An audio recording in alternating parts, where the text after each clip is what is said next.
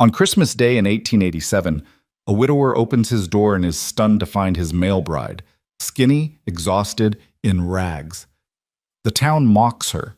He almost rejects her, but his little daughter sees what he doesn't, and one night, when he hears a cry, this man's heart breaks, and then finally opens.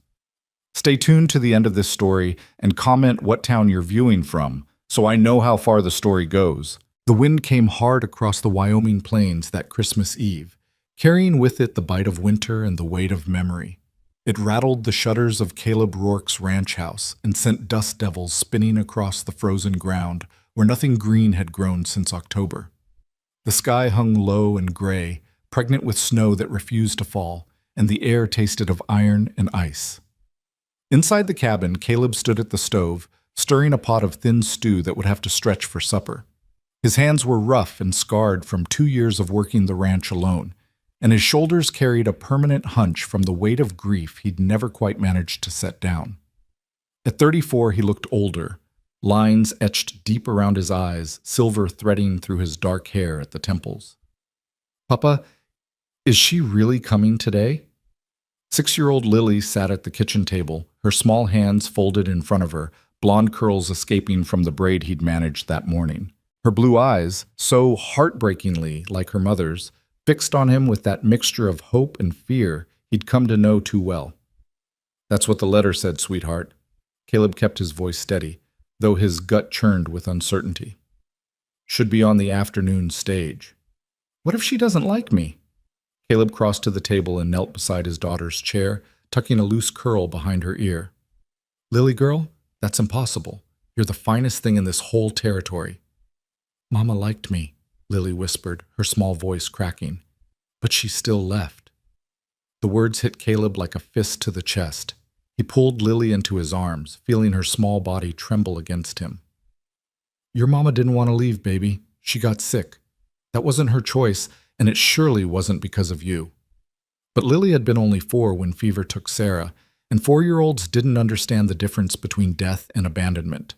For 2 years, Caleb had watched his daughter withdraw, growing quieter and more fearful with each passing season. She flinched when he raised his voice. She cried when he left for town. She woke screaming from nightmares where everyone she loved disappeared into darkness. He'd tried. God knew he'd tried. But a man working a ranch alone had no time for gentle words and patient explanations. Meals needed cooking, stock needed tending, fences needed mending. By the time he finished each day's work, he barely had energy to tuck Lily into bed, much less heal the wounds grief had carved into her small heart. That's why he'd answered the advertisement. That's why, 3 months ago, he'd sat at this same table and written to the Ladies' Correspondence Society in Boston, requesting a bride. Not for himself, he'd loved Sarah with everything he had, and that part of him had died with her. But for Lily, a child needed a mother. A home needed a woman's touch. And if he couldn't give his daughter back what she'd lost, maybe he could at least give her someone to fill the silence. The woman who'd written back called herself Nora Hale. Her letters had been brief, almost sparse. She could read and write. She could cook and sew. She was 26 years old and unmarried. She'd asked no questions about his finances or property. She'd made no demands. She'd simply agreed to come. Caleb had sent money for her passage 2 months ago, and now, on Christmas Eve, she was due to arrive. "Come on, Lily girl." He stood, lifting her with him. "Let's get you bundled up. Stage should be here within the hour." They dressed in layers against the cold, Lily in the wool coat Sarah had sewn 3 winters ago, already too small but still serviceable, and Caleb in his heavy sheepskin jacket. He settled his hat low and took Lily's hand, and together they stepped out into the bitter afternoon. The ranch sat 3 miles outside of Salvation, Wyoming, a town of perhaps 200 souls clustered around a main street of false-fronted buildings that promised more than they delivered. The Rourke land stretched across 500 acres of rough prairie, good for cattle but hard on everything else. The house itself was solid, 2 bedrooms, a main room with kitchen and sitting area, and a loft where Lily slept. Caleb had built it with his own hands during his first year here, back when Sarah was still alive and everything still felt possible. Now it just felt empty. The ride into town took 20 minutes, the wagon rattling over frozen ruts while Lily huddled against his side.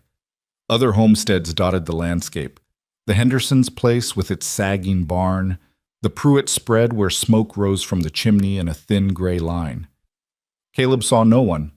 Most folks were inside on Christmas Eve, gathered with family around warm fires. He'd have given anything to be one of them. Salvation's main street lay quiet when they arrived. Just a few horses tied at the hitching posts and lamplight beginning to glow in windows as dusk approached. Caleb pulled the wagon up in front of the general store and helped Lily down, then led her toward the stage office. "Caleb Rourke, as I live and breathe." He turned to find Margaret Hendricks standing in the doorway of her husband's mercantile, arms crossed over her ample bosom, eyes sharp with curiosity. Margaret made it her business to know everyone else's business, and she'd been pecking at Caleb like a persistent crow ever since word got out that he'd sent for a mail-order bride. "Mrs. Hendricks," Caleb touched his hat brim politely, trying to move past. "Picking up your new wife, are you?" Margaret's smile didn't reach her eyes. "Must be quite something, a woman willing to travel all this way to marry a man she's never met. Makes one wonder what she's running from." Caleb felt Lily's hand tighten in his. "Makes one wonder why some folks can't mind their own affairs," he replied evenly. Margaret's smile sharpened. "Oh, I'm just concerned, Caleb, for you and that precious girl. You've been through so much, losing Sarah like you did. Would be a shame to bring trouble into your home." "I appreciate the concern." He didn't. "Now, if you'll excuse us, I heard she's from back east." Margaret stepped closer, lowering her voice as if sharing a secret. "Boston area. You know what kind of women end up in those bride catalogs, don't you? The desperate ones. The ones with questionable pasts. The ones no decent man would—" "Merry Christmas, Mrs. Hendricks." Caleb's voice went cold as the wind. "Come on, Lily." He guided his daughter away, feeling Margaret's stare burning into his back. Damn the woman and her poisoned tongue. Damn the whole town, really. Every busybody and gossip who'd made it their mission to speculate about his life. The stage office was warmer, heated by a pot-bellied stove that glowed red. Chester Waits, the agent, looked up from his desk and nodded. "Caleb? Here for the Boston stage?" "That's right. It on time?" "Near enough. Should roll in any minute now." Chester studied him with rheumy eyes. "You sure about this, son? Taking in a stranger?" "Not a stranger if we've been writing back and forth." "Letters ain't the same as knowing a person." Chester pulled out a pipe and began packing it with tobacco. "Sarah was a good woman. Fine woman. Hate to see you settle for less just because you need help with the little one." Caleb's jaw tightened. "With respect, Chester, my decisions are my own." "Just saying, you're a young man still. Decent property, good name. You could find yourself a proper wife if you took time to court someone local." "I don't want to court anyone." The words came out harsher than he'd intended. "I want someone to help raise my daughter and keep my house. That's all." Chester shrugged and lit his pipe. "Well, you'll have your answer soon enough. Here comes the stage now." Through the window, Caleb saw the coach rolling up the street, its team of 4 horses breathing steam into the frigid air. His heart began to pound, though he couldn't say whether from anticipation or dread. Beside him, Lily pressed close, her small face pale. "It's all right, sweetheart," he murmured. "Everything's going to be all right." He hoped to God he was telling the truth. The stage pulled to a stop in a cloud of dust and frozen breath. The driver climbed down, stretching his back and stamping his feet, while his partner began unloading luggage from the roof. 2 passengers emerged first, a traveling salesman Caleb recognized from previous visits, and an elderly woman who was met by her son. Then a third figure appeared in the coach doorway. Caleb's first thought was that there had been some mistake. The woman who stepped down from the stage couldn't possibly be Nora Hale. She was too thin, too worn, too obviously exhausted. Her dress, a faded gray wool that might once have been blue, hung loose on her frame and was stained with travel dust. Her coat was threadbare, patched at the elbows, with buttons that didn't match. She carried no luggage except a small carpet bag that looked as worn as she did. But when she turned and her eyes met his across the street, he knew. She had the same eyes she'd described in her letters, gray-green, like the sea before a storm. Her face was narrow, too pale, with sharp cheekbones that spoke of missed meals. Dark hair escaped from beneath a hat that had seen better days. She couldn't have weighed more than 100 pounds, and she swayed slightly as she stood, gripping the coach door for balance. For a long moment, they simply stared at each other. Then Lily tugged his hand. "Papa, is that her?" Caleb couldn't find his voice. He nodded. The woman, Nora, straightened her shoulders and began walking toward them. Each step looked like it took effort, but she held her head high. As she drew closer, Caleb could see more details he wished he couldn't. The hollows beneath her eyes, the chapped roughness of her hands, the way her dress hung empty where it should have filled out. This wasn't just a woman who'd had a hard journey. This was a woman who'd been struggling for a long time. "Mr. Rourke?" Her voice was soft but steady. "Yes." He removed his hat. "Miss Hale?" "Mrs. Hale, actually." A flicker of something, pain, regret, crossed her face. "I was married once. He died 3 years ago. I should have mentioned that in my letters, but I thought it might not matter." "It doesn't." Caleb wasn't sure what else to say. Behind him, he could feel Chester watching. Across the street, he saw curtains moving in shop windows. The whole town would be talking by nightfall. Nora's gaze dropped to Lily. Her expression softened. "And you must be Lily. Your father's letters spoke of you often. He says you're very brave." Lily edged out from behind Caleb's leg, studying Nora with solemn intensity. "You're really skinny." "Lily," Caleb's face flushed. "That's not polite." But Nora smiled, a real smile that transformed her tired face into something almost pretty. "It's quite all right. You're very observant. I've been traveling for 9 days, and coach food isn't very filling. Perhaps when we get home you could help me find something more substantial to eat?" Lily considered this.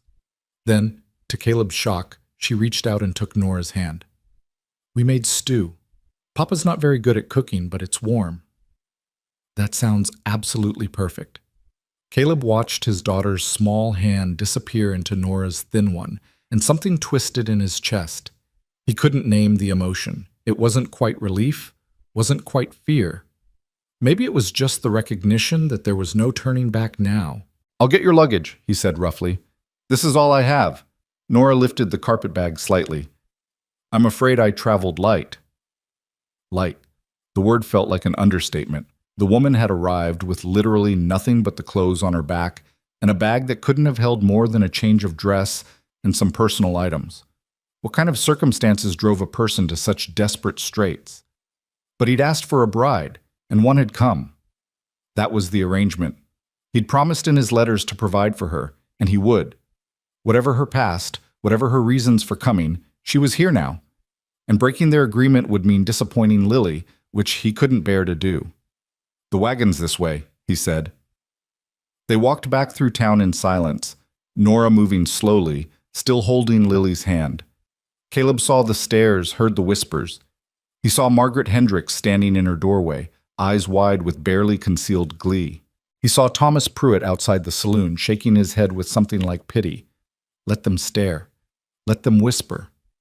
None of them knew what it was like to watch your daughter cry herself to sleep every night, to feel your house grow colder with each passing day, to wonder if you were failing at the one thing that mattered most. He helped Nora into the wagon, noting how light she was, how carefully she moved. Lily scrambled up beside her, chattering now about the ranch, about their horse tucker, about how Papa had promised they could have a Christmas tree tomorrow. As Caleb took up the reins, he caught Nora's eye. She was watching him with an expression he couldn't quite read. Gratitude, maybe, mixed with wariness, or maybe just bone-deep exhaustion. "It's about 20 minutes, he said. "Not a comfortable ride." "After 9 days on the stage, Mr. Rourke, I assure you nothing could be uncomfortable." Her voice held a trace of dry humor. "Though I confess I'll be grateful to stop moving." He clicked his tongue at the horses, and they started forward. The wind had picked up, cutting through even his heavy coat. He glanced at Nora and saw her shivering despite her attempts to hide it. Her thin coat was no match for Wyoming winter. Without thinking, he reached behind the seat and pulled out the blanket he kept there. "Here," he said, handing it to her. "Wrap up." She took it with another of those unreadable looks. "Thank you." "Papa always keeps blankets," Lily announced proudly. He says prepared people don't freeze. Your papa sounds very wise. He is. He built our whole house himself and our barn, and he can fix anything that breaks. Caleb felt heat rise in his face. Lily, I'm sure Mrs. Hale doesn't need a full accounting of my skills. But she should know, Lily insisted, so she knows she's in a good place. Nora smiled gently. I'm quite sure I am, sweetheart. The ranch came into view as dusk settled in earnest, the house standing dark against the gray sky. It had never looked so small or so stark. Caleb saw it suddenly through Nora's eyes. The weathered boards, the simple structure, the vast emptiness of the surrounding land. What must she think, coming from Boston to this? He pulled the wagon up beside the house and jumped down, then helped Nora descend. She stumbled slightly, catching herself against the wagon wheel, and he saw her wince. You all right? Yes, just my legs fell asleep during the ride. They do that now. She straightened with visible effort. I'll be fine in a moment. Lily had already run ahead and thrown open the front door. Come see, she called. We have a real window with glass and everything. Nora followed slowly, and Caleb brought up the rear, carrying her pathetic little carpet bag. As they stepped inside, he tried to see the interior through a stranger's eyes. It was clean, he kept it that way, but sparse. The main room held a table with 4 chairs, a wood stove, a few shelves with dishes and supplies. 2 rocking chairs sat near the fireplace, though one hadn't been used since Sarah died.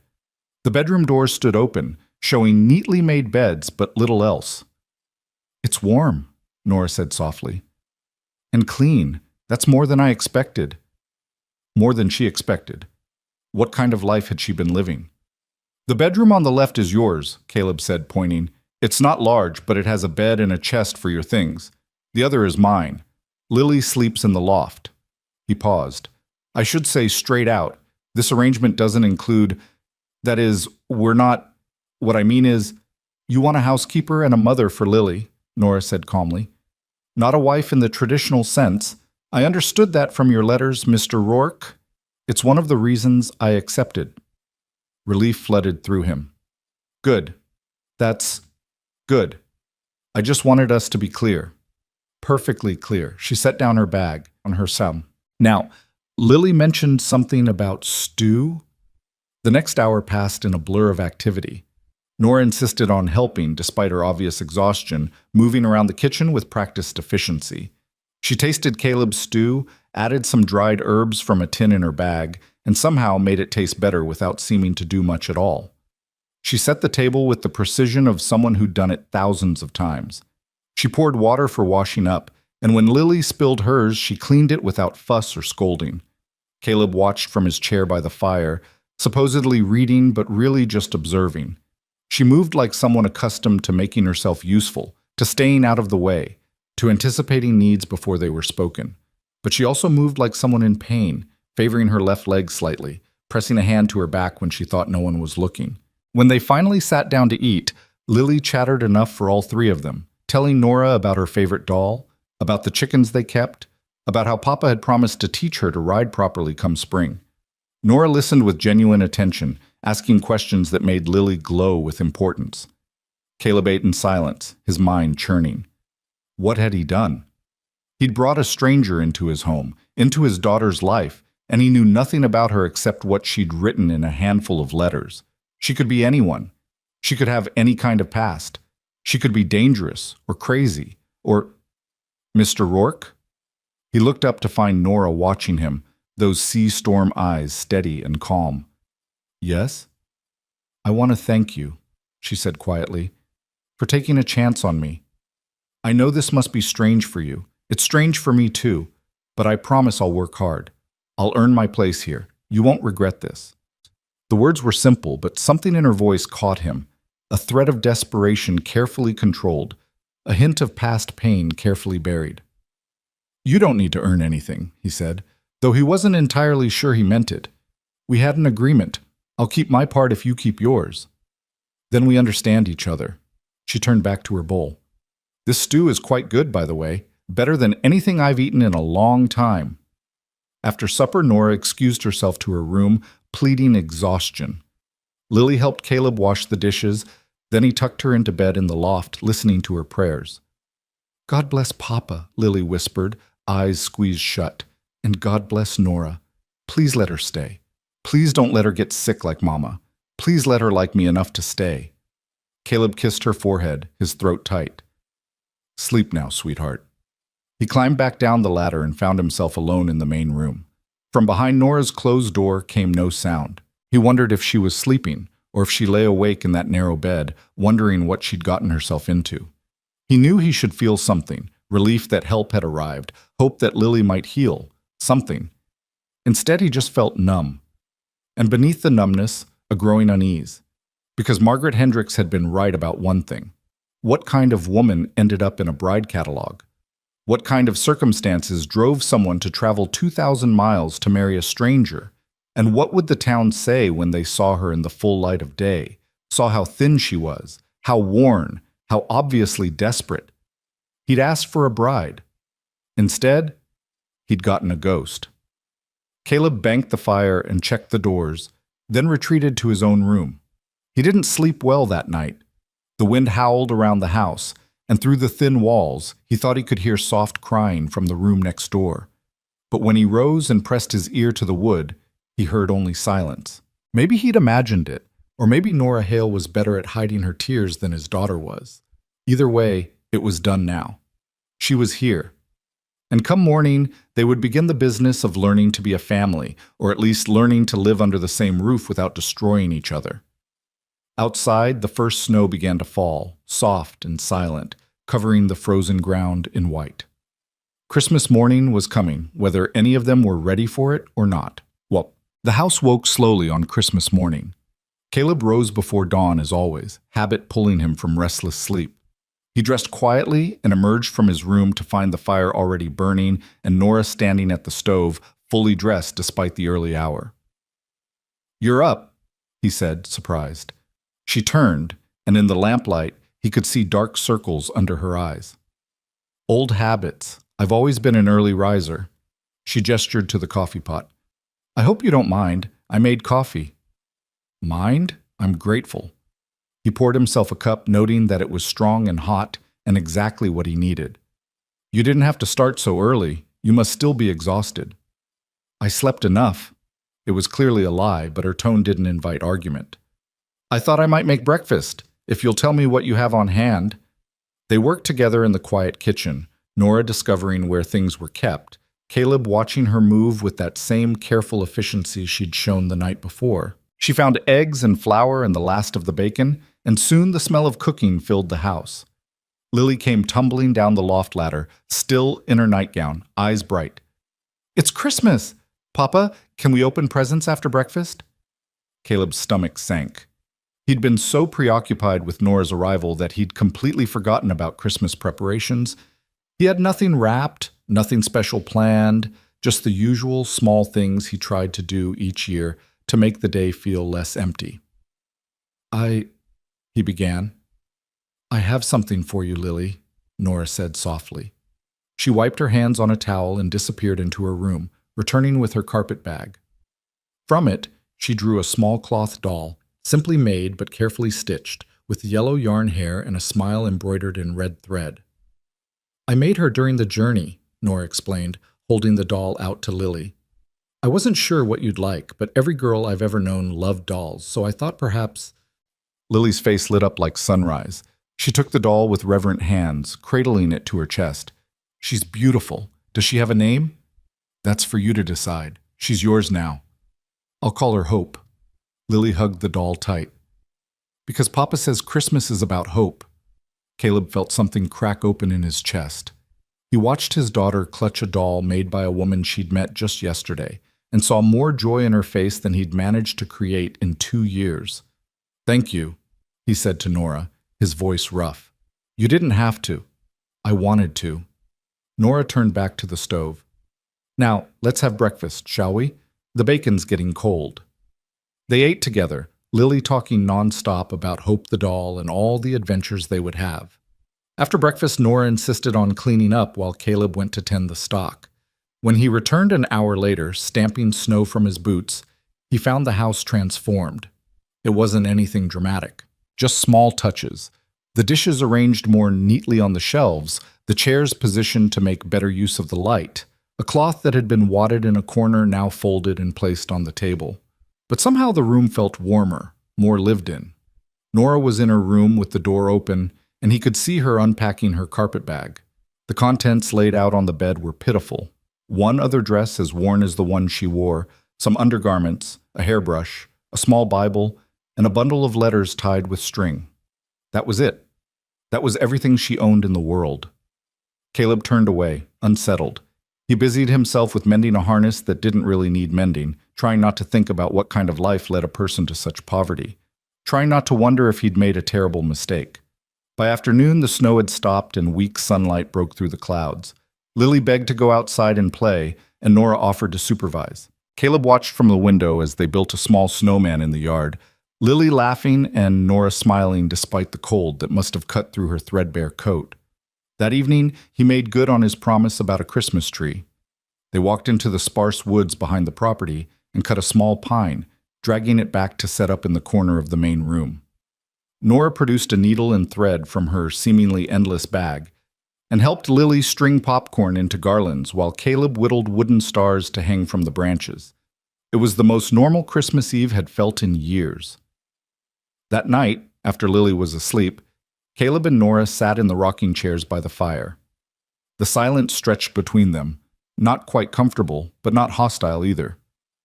"Your daughter is wonderful," Nora said finally. "You've done well with her." "I've done poorly," Caleb replied honestly. "She needs things I can't give her. She needs love, and she has that in abundance." Nora's hands worked at something in her lap. He saw she was mending one of Lily's stockings, the stitches small and precise. "Everything else can be learned." "Can it?" He studied her profile in the firelight. "Can you teach yourself to replace someone irreplaceable?" Nora's hands stilled. "I wouldn't presume to replace your wife, Mr. Rourke. I'm only here to help, to make things easier. That's all I can offer." "Why?" The question came out before he could stop it. "Why would you travel 2,000 miles to help a stranger? What were you running from?" Her jaw tightened.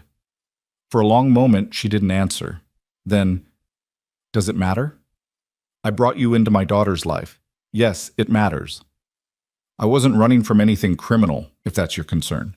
No debts, no warrants, no angry husband waiting to drag me back." Her voice remained steady, but he heard steel underneath. "I was simply in a position where I needed to leave, and your advertisement offered a way to do so with dignity and tact. That's all you need to know." "Is it?" She met his eyes then, and he saw something fierce in her gaze. "Mr. Rourke, I came here to work. I came to be useful. I came to earn my place in a household, and perhaps, in time, to build something resembling a life.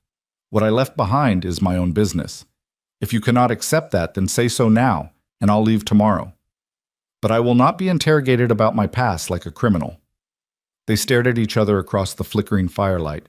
Caleb knew he should back down, knew he was being unfair, but some stubborn part of him couldn't let it go. "Fine," he said finally. "Keep your secrets.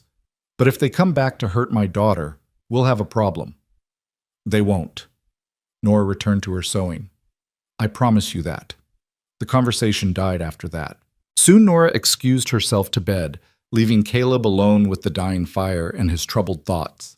He'd wanted help. He'd wanted someone to make Lily's life better.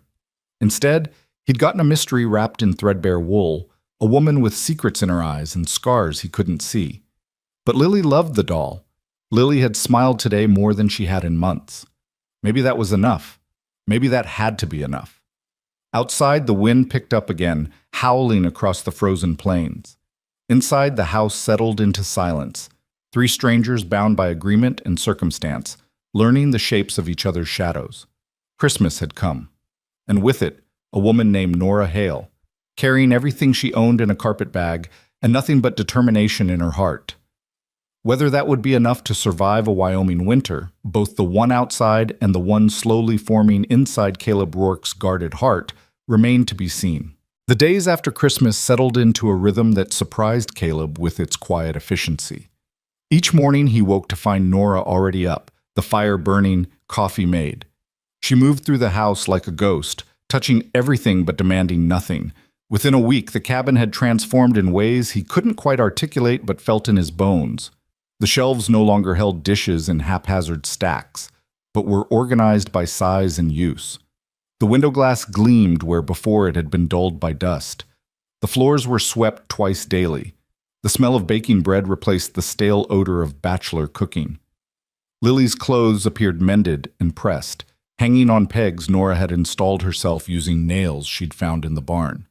But it was the small things that struck him most. The way Nora placed wildflowers in a jar on the table despite the winter cold, finding dried stems with interesting shapes. The way she'd taken apart Sarah's old sewing basket and reorganized it, making it functional again. The way she sat with Lily each evening after supper, teaching her letters by lamplight, her patient voice never rising in frustration when the girl struggled. "No, sweetheart, the B curves this way, see?" Nora guided Lily's small hand across the slate. "Like a belly sticking out. And D is like a door opening." "Why do they look so much the same?" Lily's tongue poked out in concentration. "Because letters like to confuse us. But we're smarter than they are, aren't we?" Lily giggled. "We're very smart." Caleb watched from his chair, pretending to read the week-old newspaper. He'd never been good at teaching. His patience ran too thin, his explanations too complex. But Nora had a gift for breaking things down, for making learning feel like play rather than work. "Mr. Rourke?" Nora looked up. "Do you have any books? Primers, perhaps?" Lily's ready to move beyond the alphabet. "There's a few in the trunk in my room. Sarah's. I'll dig them out." A shadow crossed Nora's face at the mention of Sarah, but she only nodded. "That would be helpful. Thank you." He found the books that night. 3 primers Sarah had brought from St. Louis, along with a Bible and a volume of poetry. He'd packed them away after she died, unable to look at her handwriting in the margins. Now he dusted them off and brought them to Nora, who received them with something like reverence. "These are wonderful," she breathed, turning pages carefully. "Lily will love them." Sarah was a teacher before we married. She always said education was the greatest gift you could give a child. She was right. Nora closed the book gently. "You must miss her terribly." Caleb's throat tightened. "Every day." "I'm sorry. I don't mean to intrude on your grief." "You're not." He paused, then asked the question that had been nagging at him. "Your husband. Do you miss him?" Nora's expression shuddered. "That's different." "How?" "It just is." She stood clutching the books. "Thank you for these. I'll take good care of them." She retreated to her room before he could press further, leaving him with more questions than answers. But over the following days, pieces of her story emerged in fragments, like ice breaking up in spring thaw. He learned she'd grown up in Connecticut, the daughter of a minister who died when she was 12. Her mother had remarried a merchant who resented the expense of raising another man's child. At 16, Nora had married to escape that house, choosing a clerk named Thomas Hale, who seemed kind. "He was kind," she told Lily one afternoon while they churned butter together. "At first, but kindness can fade when money gets tight and dreams don't come true." "What happened to him?" Lily asked. "He got sick. A fever in his lungs, lasted 3 weeks before—" Nora's hand stilled on the churn. "Before he passed. Like my mama." "Yes, sweetheart, like your mama." Caleb, listening from the doorway where he'd come in from the barn, heard something in Nora's voice that suggested the story wasn't quite that simple. But Lily seemed satisfied, and Nora changed the subject quickly, teaching the girl a butter-churning song that made her laugh. The house grew warmer with each passing day, not from the fire but from something harder to name. Life, maybe. The sound of female voices, the smell of proper cooking, the evidence that someone cared enough to make things nice. But Caleb noticed other things too. The way Nora ate sparingly, always giving Lily and him the larger portions. The way she wore the same 2 dresses in rotation, washing one while wearing the other, never complaining about the cold though he could see her shiver. The way she sometimes pressed a hand to her ribs when she thought no one was watching, as if something there hurt. One morning in early January he found her in the barn before dawn, mucking out stalls. "What are you doing?" He couldn't keep the irritation from his voice. "That's my work." "You have enough work." She didn't stop, just kept shoveling. I'm capable of helping. I didn't bring you here to break your back doing barn chores. No, you brought me here to cook and clean and watch your daughter. But there's only so much cooking and cleaning a house needs, and Lily's a good girl who doesn't require constant supervision, so I find other ways to be useful. Norris, please, Mr. Rourke. She finally stopped and faced him, her breath fogging in the cold air. Let me be useful. It's all I have to offer. Something in her eyes stopped his protest, a desperate kind of pride that he recognized because he'd felt it himself after Sarah died, the need to prove worth through work, to justify existence through exhaustion. Fine, he said, but you don't need to prove anything. We had an agreement. You're keeping your end. Am I? She leaned on the shovel. Your daughter needs more than I can give her. She needs someone who knows how to be a mother, not just someone who knows how to keep house. You're doing fine. I'm doing adequately. Nora's jaw set. There's a difference. Before he could argue, she returned to her work, and he left her to it, frustrated in ways he couldn't articulate. The truth was, she was right. Lily had grown more comfortable around Nora, less fearful, but there was still a wall between them. Lily called her Miss Nora with careful politeness, never just Nora, and certainly never anything approaching Mama. She accepted Nora's care but didn't seek her comfort the way a child should seek a mother. And Nora, for all her patience and gentleness, maintained a similar distance. She fulfilled her duties impeccably, but never overstepped, never presumed intimacy she hadn't been granted. It was like watching two people dance around each other, both wanting connection but neither quite brave enough to reach for it. The town made things worse. Caleb had to go to Salvation every 2 weeks for supplies, and he'd been taking Nora and Lily with him since New Year's. The first trip had been tolerable, curious stares but few comments. The second trip, people had started talking. That's her? He'd overheard Mrs. Patterson whisper to her daughter in the general store. My goodness, she's practically skeletal. What must his poor late wife think, him replacing her with something the cat dragged in? Caleb had gritted his teeth and said nothing, loading his supplies with mechanical precision. But Nora had heard. He'd seen her face go white, seen her hands tremble as she'd pretended to examine fabric she couldn't afford. It got worse from there. I heard she came from a workhouse, someone murmured behind them at the post office. I heard she was a fallen woman. You know the type. Poor little Lily, having to live with that creature. Someone should report it to the territorial marshal. Each trip became an ordeal. Nora held her head high, but Caleb could see the toll it took. She grew quieter, more withdrawn. She started finding excuses not to come to town, claiming work at home that needed doing. Let them talk, Caleb told her, after one particularly bad trip where Margaret Hendricks had actually crossed the street to avoid them. They're small-minded fools. They're your neighbors, Nora replied quietly. And they're right about one thing. I'm not what you deserved. What I deserved? Anger flared hot in his chest. What does that mean? It means you could have found someone better, someone the town would accept, someone who didn't arrive looking like a beggar. I didn't ask for someone better. I asked for help. And you're getting what you paid for, aren't you? Bitterness crept into her voice. Cheap goods, cheaply bought. Don't. Caleb stepped closer. Don't let them poison you with their gossip. It's not poison if it's true. Nora turned away. I should have been honest in my letters.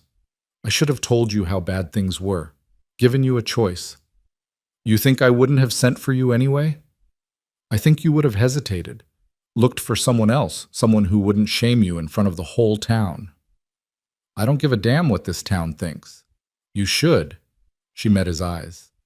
Because Lily has to grow up here, and if they think her new mother is trash, they'll treat her accordingly. The word mother hung in the air between them. Nora had never called herself that before, never presumed the title, and now she'd said it only to diminish herself. Lily doesn't care what they think, Caleb said, though he wasn't entirely sure that was true. Not yet, but she will. Nora's shoulders sagged. Children always do, eventually. She'd retreated to her room after that conversation, and Caleb had spent the evening angry at everyone, at the town for their cruelty, at Nora for believing them, at himself for not knowing how to fix it. But the gossip continued to fester, growing more vicious with each passing week. Thomas Pruitt mentioned it while they were both at the feed store. Folks are saying you got swindled, Caleb, sent good money east and got nothing but skin and bones in return. Folks should mind their own business. I'm just saying, if you wanted to send her back, no one would blame you. There's still time to find someone more suitable. Caleb had gripped the bag of feed so hard his knuckles went white. Nora's not a mail-order catalog dress I can return for a refund. She's a person, and she's staying. But Thomas's words burrowed deep. Send her back. The idea had never occurred to him, but once planted, it took root. Not because he wanted to, God help him, he didn't, but because maybe it would be kinder. Maybe Nora would be happier somewhere else, somewhere people didn't look at her like she was something shameful. He watched her more carefully after that, looking for signs she wanted to leave. But what he saw instead confused him. He saw her wake before dawn every morning, lighting the fire with hands that shook from cold. He saw her portion out meals with mathematical precision, always making sure Lily got the most, then him, then taking whatever remained. He saw her spend hours teaching Lily to read, to write, to do simple arithmetic, never showing impatience even when his daughter struggled. He saw her mend clothes by candlelight after everyone else had gone to bed, stitching until her eyes watered. He saw her turn his house into a home through sheer force of will and endless labor. What he didn't see was unhappiness with him or with their arrangement. What he saw was someone trying desperately to be worth the roof over her head, and it broke something in him. One evening in late January, after Lily had gone to bed, he found Nora at the kitchen table darning his socks. The pile beside her was enormous. She'd apparently decided to repair every pair he owned. You don't have to do that, he said. They needed doing. Nora. He pulled out a chair and sat across from her. We need to talk. Her hands stilled. If you're going to send me away, please just say it quickly. What? No. He was stunned. Why would you think that? Because it's what everyone expects, what everyone wants. She set down the needle. And perhaps what would be best? For who? For you, for Lily. She swallowed. I've brought you nothing but shame. That's not true. Isn't it? The town thinks you're a fool for taking me in. They pity Lily for having to live with someone like me. Margaret Hendricks told me to my face last week that I should have the decency to leave before I corrupted your daughter further. Rage flooded through him. Margaret Hendricks is a vicious old... She's right, though. Nora's voice was flat. I'm not mother material. I'm not even wife material. I'm just someone who knows how to scrub floors and cook meals, and you could hire a housekeeper for that without the scandal. Stop it. Caleb reached across the table and caught her hand. Just stop. She stared at their joined hands like she'd never seen such a thing. I don't care what Margaret Hendricks thinks, he continued. I don't care what the whole damn town thinks. You came here on Christmas Eve looking half dead, and in a month you've brought life back to this house. You've made Lily smile. You've given her stability and attention and patience I couldn't manage on my best day. So no, I'm not sending you away. The only way you're leaving this house is if you choose to go. Nora's eyes had gone bright with unshed tears. Why? Because we made an agreement, because you've kept your end, and because... He stopped, surprised by what he'd almost said. Because what? Because you're the first person since Sarah died who makes this house feel less empty. Because watching you with Lily soothes something raw in my chest. Because your presence here matters in ways I don't understand and can't explain. But he couldn't say any of that. It felt like betrayal, of Sarah's memory, of his own grief, of the careful distance he'd maintained. Because it's the right thing to do, he finished lamely. Nora studied him for a long moment, then slowly pulled her hand free. Thank you, Mr. Rourke. I'll try to be worthy of your confidence. You already are. She didn't look convinced, but she returned to her darning with something that might have been relief softening her shoulders. Caleb retreated to his own room, his mind churning. He'd meant what he said. She wasn't going anywhere. But he couldn't deny the truth that had emerged during their conversation. The town's poison was working. Not on him, but on Nora. She was withdrawing further each day, pulling back from Lily, from him, from any claim to belonging. Soon there would be nothing left but a hollow woman going through motions, and what good would that do anyone? He had to find a way to stop it, to make her believe she had value beyond her labor, to give her a reason to stay that went beyond contractual obligation. But how? The answer came from an unexpected source 3 days later. Lily fell ill. It started with a cough and low fever, nothing alarming at first. But by evening she was burning up, her small body shaking with chills. Caleb paced the main room while Nora tended her in the loft, pressing cool cloths to her forehead, coaxing sips of water past cracked lips. "Should I ride for the doctor?" Caleb called up. "Not yet." Nora's voice was steady. "It's likely just a cold. We'll watch her tonight." But as the hours crawled past, Lily worsened. Her fever spiked higher. She began to hallucinate, crying for her mother, begging Sarah not to leave. "Mama, please," she sobbed, thrashing weakly. "Don't go! Don't leave me alone!" Caleb stood at the base of the ladder, frozen. He could hear Nora murmuring softly, but couldn't make out the words. Then Lily's crying shifted, became more desperate. "I'm scared, Mama, I'm scared." "I know, sweetheart, I know." Nora's voice carried down clearly now, thick with emotion. "But I'm right here. I won't leave you. I promise." "You're not my mama." "No, I'm not." A pause. "But I'm here anyway. And I'm not going anywhere." "Promise?" "I promise. Even if you get better and don't need me anymore. Even if your papa decides he doesn't want me here. I'll still find a way to make sure you're safe." Something in her voice made Caleb's chest ache. It wasn't the careful tone of an employee fulfilling duties. It was raw, unguarded, the sound of someone who'd already given her heart away and was terrified of the consequences. Lily's crying gradually subsided, replaced by ragged breathing. Caleb heard Nora singing then, very softly, a lullaby he didn't recognize, words in another language that might have been Welsh. He listened until his legs gave out, and he had to sit on the floor, his back against the wall. Above him, Nora sang and Lily slept, and the night stretched on forever. When dawn finally broke, he climbed the ladder to find both of them asleep. Lily's fever had broken, leaving her damp and peaceful. Nora was curled beside her on the narrow bed, one protective arm around the girl, her face gaunt with exhaustion. Caleb stood there watching them, these two broken souls who'd somehow found each other, and he realized with sudden, painful clarity that Nora wasn't just keeping house or fulfilling an agreement. She loved his daughter, fiercely, desperately, with all the intensity of someone who'd had little to love and was making up for lost time. The question was whether he could let her. Over the next few days, as Lily recovered, Caleb observed their growing bond with mixed emotions. Lily reached for Nora first now when she felt sick, curled into her lap when she wanted comfort, asked her opinion before his.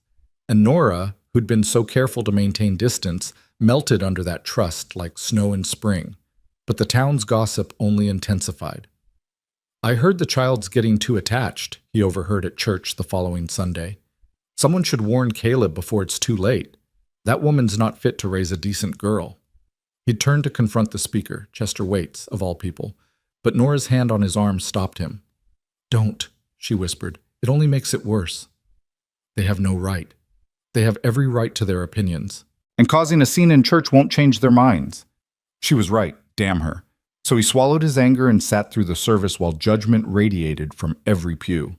On the ride home, Lily chattered obliviously in the back of the wagon, but Nora sat rigid beside him, staring at nothing. "I'm sorry," he said finally. "For what?" "For subjecting you to that. You didn't subject me to anything. I chose to come." "Did you?" He kept his eyes on the road.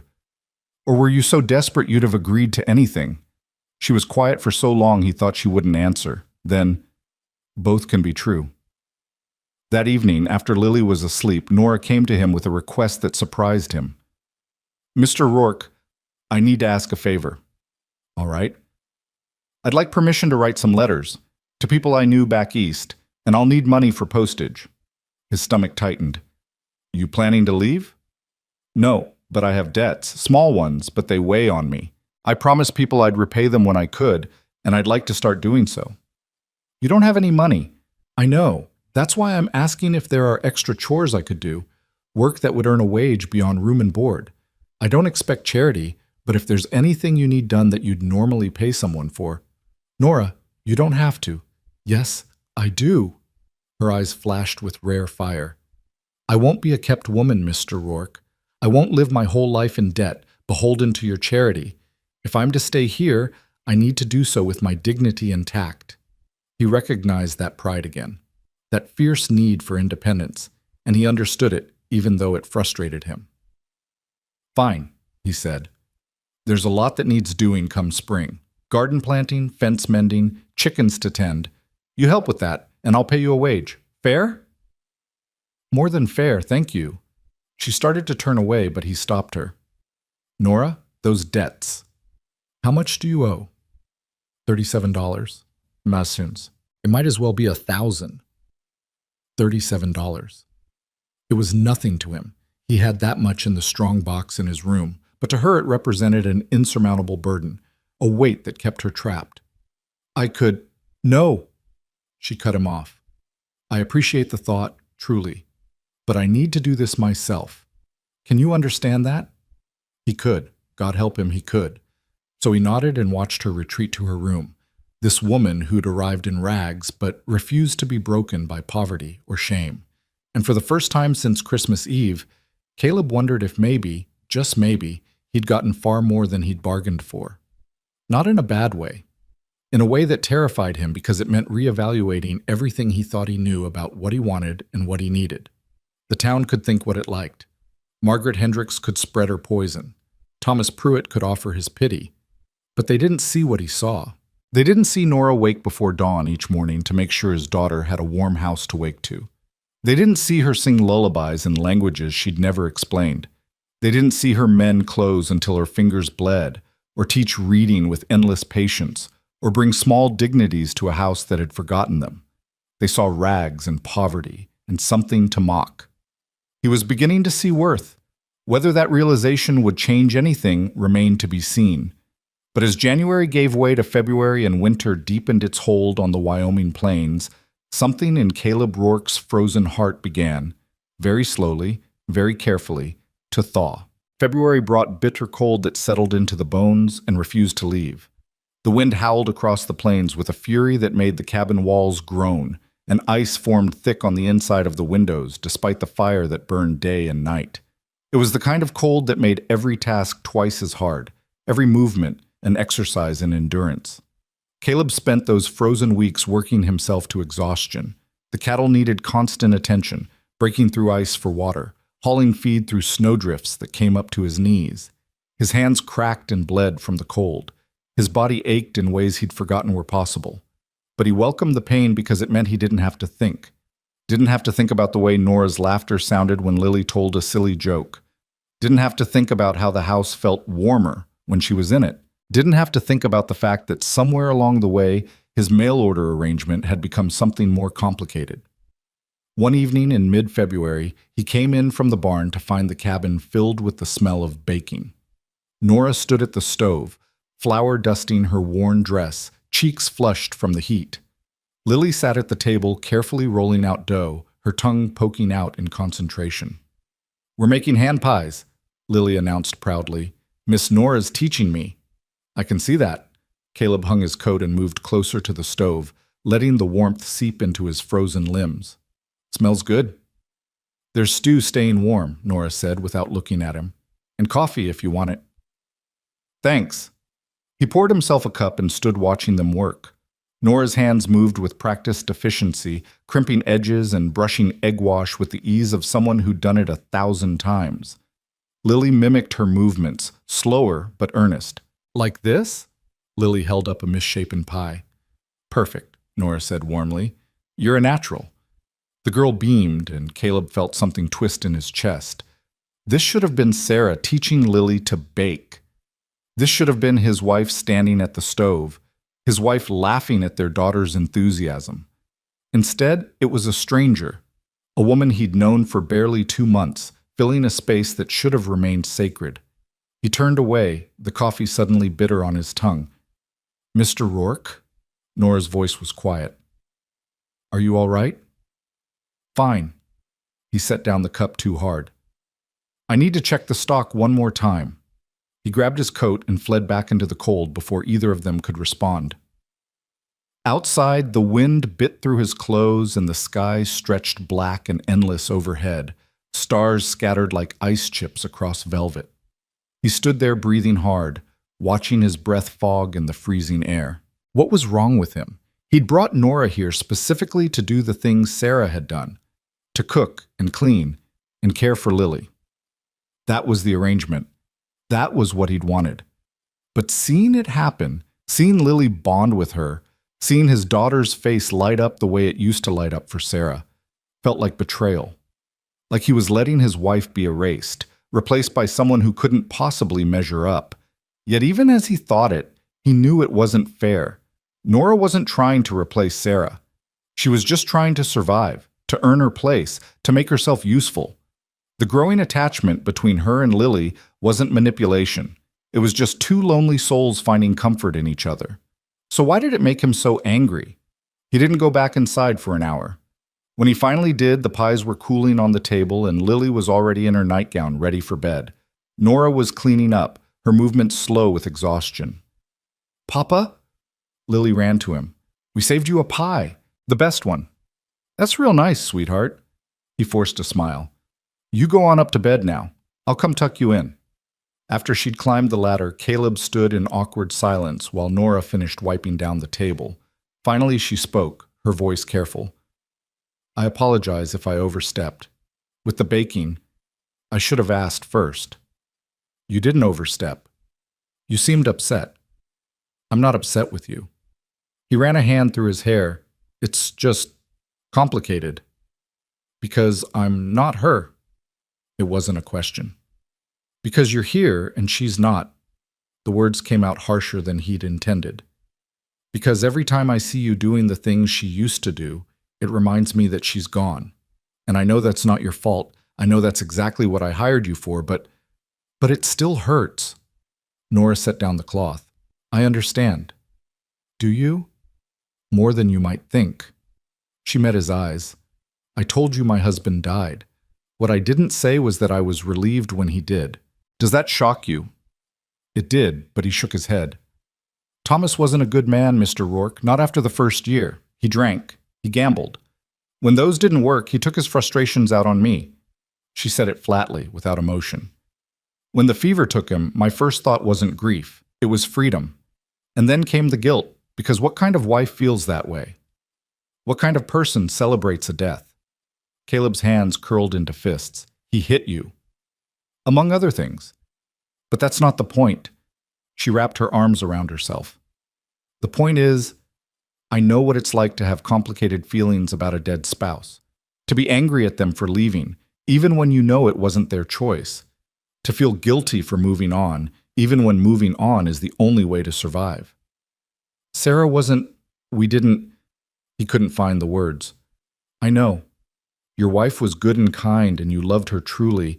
That's obvious in everything you do." Nora's voice softened.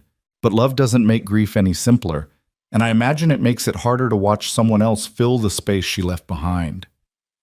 "You're not filling her space. You couldn't." "I know." She didn't sound offended. "But I'm occupying a role she held, and that must be difficult. I just want you to know that I'm not trying to be her.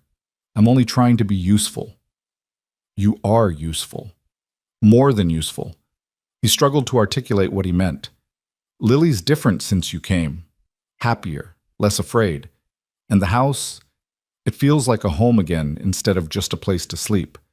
But watching it happen makes me feel like I'm betraying Sarah's memory. Like I'm saying she was replaceable.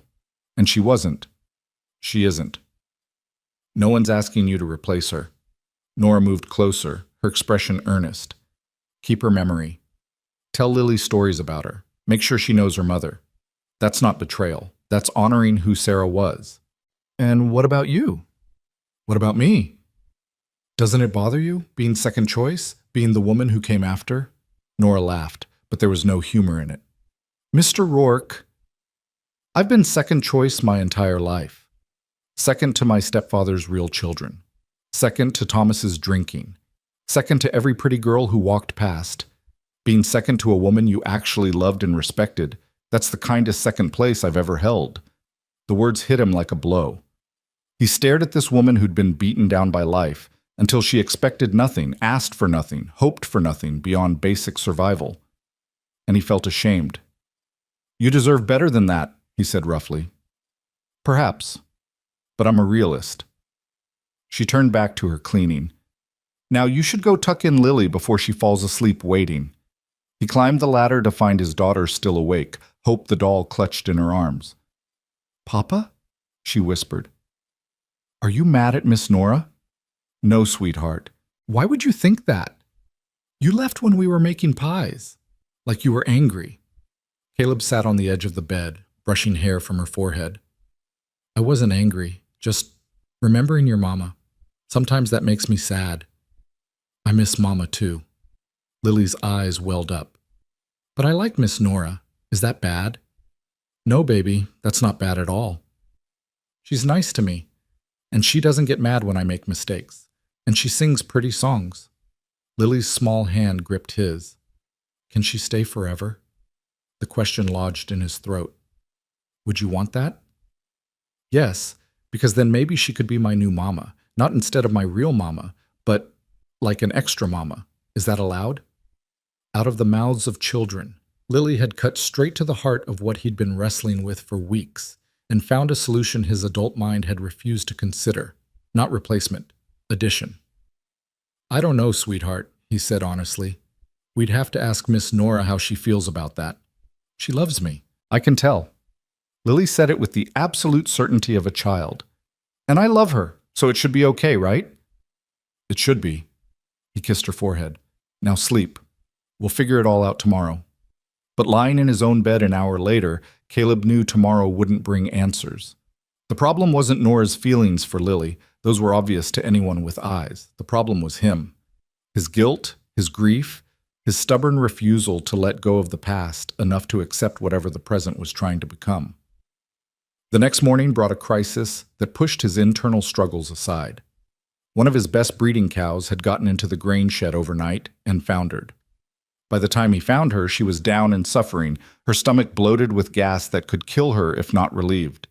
He worked for hours in the freezing barn, getting her up, walking her despite her resistance, massaging her distended belly. Nora appeared at some point with hot coffee and food, but he waved her away. This was his responsibility, his failure for not securing the shed properly.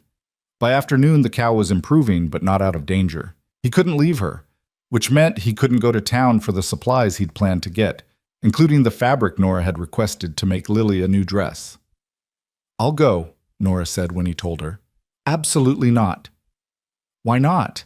I can drive a wagon. I have a list of what you need. And frankly, Mr. Rourke, you look like you're about to collapse. You need to stay here and rest while I'm gone. The town? We'll talk regardless of what I do." Her jaw set. "I'm not afraid of their gossip." But he was afraid for her, afraid of what Margaret Hendricks and her ilk might say or do if Nora showed up alone, without him there to deflect the worst of it. Still, the cow needed watching, and the supplies were necessary. "Take Lily," he said finally. "Don't go alone." So they went, Nora driving the wagon with Lily beside her, wrapped in blankets against the cold. Caleb watched them disappear down the road and felt unease settle deep in his gut. They returned 3 hours later. He knew immediately something was wrong by the way Nora held herself too rigid, too controlled. Lily's face was tear-streaked. "What happened?" He strode to the wagon. "Nothing that can't be endured." Nora began unloading supplies with mechanical precision. "We got everything on the list." "Nora?" "Papa, Mrs. Hendricks was mean," Lily burst out. "She said Miss Nora was trash and we should be ashamed to be seen with her. And then Mr. Pruitt said you must be desperate to keep her. And Miss Nora didn't say anything. She just stood there, but I could tell she was sad." Red rage flooded Caleb's vision. "They said that in front of Lily?" "It doesn't matter." Nora carried a sack of flour toward the house. "The hell it doesn't." He caught her arm. "What else did they say?" "Mr. Rourke, please, it's done. Let it go. Tell me." She finally met his eyes, and what he saw there made his stomach turn. Not tears. Nora never seemed to cry. But something worse. Resignation. Acceptance that this was all she deserved. They suggested I was taking advantage of your grief, she said quietly. That I'd probably lied about my past to trap you into marriage. That any decent woman would have refused to come here under false pretenses.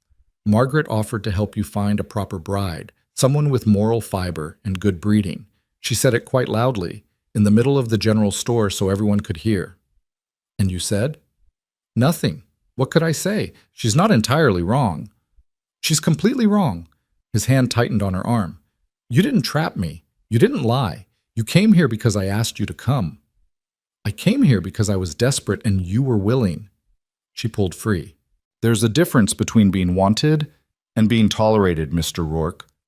I understand which one I am. She walked away before he could respond, leaving him standing in the cold with his daughter watching him with enormous eyes. Papa, are we going to make Miss Nora leave? No. The word came out fierce. No, we're not. But that night, lying awake listening to the wind howl, Caleb had to admit the truth. The town's poison was working exactly as intended.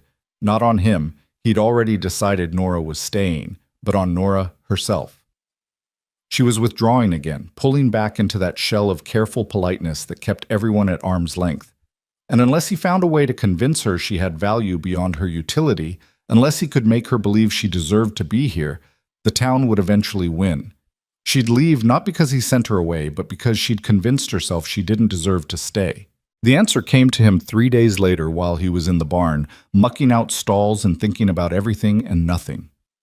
His shovel struck something in the hay, a wooden crate he'd stored there and forgotten about. When he pried it open, he found Sarah's things, the items he'd packed away after she died because looking at them hurt too much. There were dresses, carefully folded, a hairbrush with strands of blonde hair still caught in the bristles, books she'd loved, her sewing kit with the ivory thimble her mother had given her, and at the bottom, wrapped in cloth, her jewelry box. He opened it with shaking hands. Inside were the few pieces she'd owned, a cameo brooch, some hair combs, a string of pearls her grandmother had left her, and her wedding ring, which he'd removed from her finger after she died and couldn't bear to look at again. He held it now, studying how the lamplight caught in the small diamond. It was a modest ring, all he'd been able to afford when they married, but Sarah had loved it. She'd never taken it off until the fever made her hands swell too much to wear it. What would Sarah want? The question rose unbidden. If she could see him now, see the house full of life again, see Lily laughing, see Nora working herself to exhaustion to make them comfortable, what would Sarah say? He thought he knew. Sarah had been practical above all else. She'd have told him to stop wallowing in the past. She'd have told him Lily needed a mother more than he needed to preserve a shrine to grief. She'd have told him that honoring her memory didn't mean refusing to live. And she'd have told him that Nora, broken, proud, desperate Nora, deserved better than to be treated like an inconvenient servant. But knowing what Sarah would say and acting on it were different things. It meant letting go. It meant admitting the arrangement had evolved beyond business into something more complex. It meant risking his heart, which he'd sworn would always belong to Sarah alone. He sat in the hay for a long time, the ring warming in his palm, while horses shifted in their stalls and wind rattled the barn walls. Finally, he made a decision. Not about love. God knew he wasn't ready for that conversation, might never be ready, but about worth, about declaring to the town and to Nora herself that she had value, that she belonged, that she was chosen. That night after supper, he retreated to his workbench in the corner of the barn. By lamplight, he selected a piece of good pine and began to carve. His hands remembered the motions from long ago. His father had been a woodworker, and Caleb had learned young. He hadn't carved anything in years, but the skills came back slowly. He worked for hours, the knife moving carefully, shaping petals and stem and leaves. He'd never been artistic like his father, but he poured everything he couldn't say into the wood. Every cut was a declaration. Every curl of shaving that fell away was a piece of his grief releasing its grip. By the time he finished, dawn was breaking. He held up the carving, a simple flower, not perfect but honest. A tangible thing that said what his words couldn't. You matter. You're seen. You're valued. He brought it inside and set it on the kitchen table, then collapsed into bed for a few hours of sleep. When he woke, the house was quiet. He found Nora sitting at the table, the wooden flower clutched in both hands, tears streaming silently. down her face. Nora, she looked up, and the raw emotion in her eyes nearly undid him. You made this. For me. Yes. He crossed to the table. I wanted you to have something. Something that was yours. But why? Her voice broke. Why would you do this? Because the town's wrong about you. Because you deserve to know that someone sees your worth. Because... He stopped, struggling with words that felt too big. Because you matter. To Lily. To this house. To me. She stared at him, the flower trembling in her grip. Mr. Rourke, I can't. You don't have to say anything. I just needed you to know. He pulled something from his pocket, Sarah's ring, which he'd cleaned until it shone. And I wanted to give you this. Her eyes went wide. I can't take that. That was your wife's. I know. And I think she'd want you to have it. He set the ring on the table beside the flower. Not as a wedding ring, that's not what I'm offering, but as a symbol, a promise that you have a place here, a real place. Not as hired help, but as family. Family. She said the word like it was foreign. Lily asked me if you could be her extra mama. Not instead of Sarah, but in addition to. And I told her we'd have to ask you. He met her eyes. So I'm asking, will you be that for her? Will you stop holding yourself at a distance and let yourself be the mother she needs? And what about you? The question came out barely above a whisper. What do you need, Mr. Rourke? The honest answer terrified him. He needed to stop feeling guilty for being alive. He needed to stop comparing every moment to the past. He needed to let go of Sarah's ghost enough to see what was standing right in front of him. But he couldn't say that. Not yet. Maybe not ever. I need Lily to be happy, he said instead. And you make her happy. That's enough. It wasn't enough, and they both knew it. But Nora nodded slowly, picking up the ring with shaking fingers. All right, she said. I'll try. I can't promise to be what Sarah was. I don't want you to be Sarah. I want you to be yourself. That's who Lily loves. That's who... He stopped before he said something he couldn't take back. That's who belongs here. Nora slipped the ring onto her finger. It fit perfectly, as if Sarah herself had approved. Then she stood and did something that shocked him. She stepped close and wrapped her arms around him in a brief, fierce hug. Thank you, she whispered against his chest, for seeing me, for choosing me. I'll try to be worthy of it. Before he could respond, she pulled away and hurried to her room, the flower and ring clutched close. Caleb stood frozen, the feel of her embrace still burning through his shirt. What had he just done? He'd meant to give her confidence, to combat the town's cruelty. Instead, he'd opened a door he wasn't sure he was ready to walk through, because somewhere in the giving of gifts and the speaking of truth, something had shifted. The careful distance he'd maintained had cracked wide open, and standing in the warm kitchen with the smell of coffee and baking bread, Caleb realized with dawning terror that Nora Hale had become more than just the woman who kept his house. She'd become necessary. The change in Nora was subtle at first, like the first pale green shoots pushing through frozen ground in early spring. She still rose before dawn, still worked with the same quiet efficiency, but something in her posture had shifted. She held her head higher. She met his eyes more readily. And with Lily, the careful reserve crumbled entirely. Caleb watched it happen over the following days with a mixture of relief and trepidation. He'd see them in the kitchen, Nora's hand resting naturally on Lily's shoulder as she helped with a chore. He'd hear laughter from the loft where Nora now sat with Lily each night, reading stories and answering endless questions. He'd catch moments when Lily reached for Nora's hand without thinking, and Nora would squeeze back with such tenderness it made his chest ache. The wooden flower had taken up residence on the small shelf beside Nora's bed, where she could see it first thing each morning. And Sarah's ring, he couldn't stop noticing it catching the light as Nora worked, a band of gold and promise on her thin finger. One morning, nearly a week after he'd given her the gifts, Caleb came in from the barn to find Lily setting the table while Nora made breakfast. Nothing unusual in that. It had become their routine.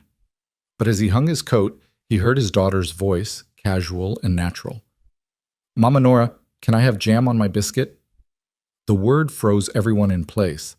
Lily looked up, suddenly uncertain, as if she'd only just realized what she'd said. Nora stood motionless at the stove, her back to them, one hand pressed flat against the counter. Caleb's heart hammered. This was the moment. He could correct Lily, remind her that Nora wasn't really her mother, maintain the boundary that kept everything safely defined. Or he could let it stand.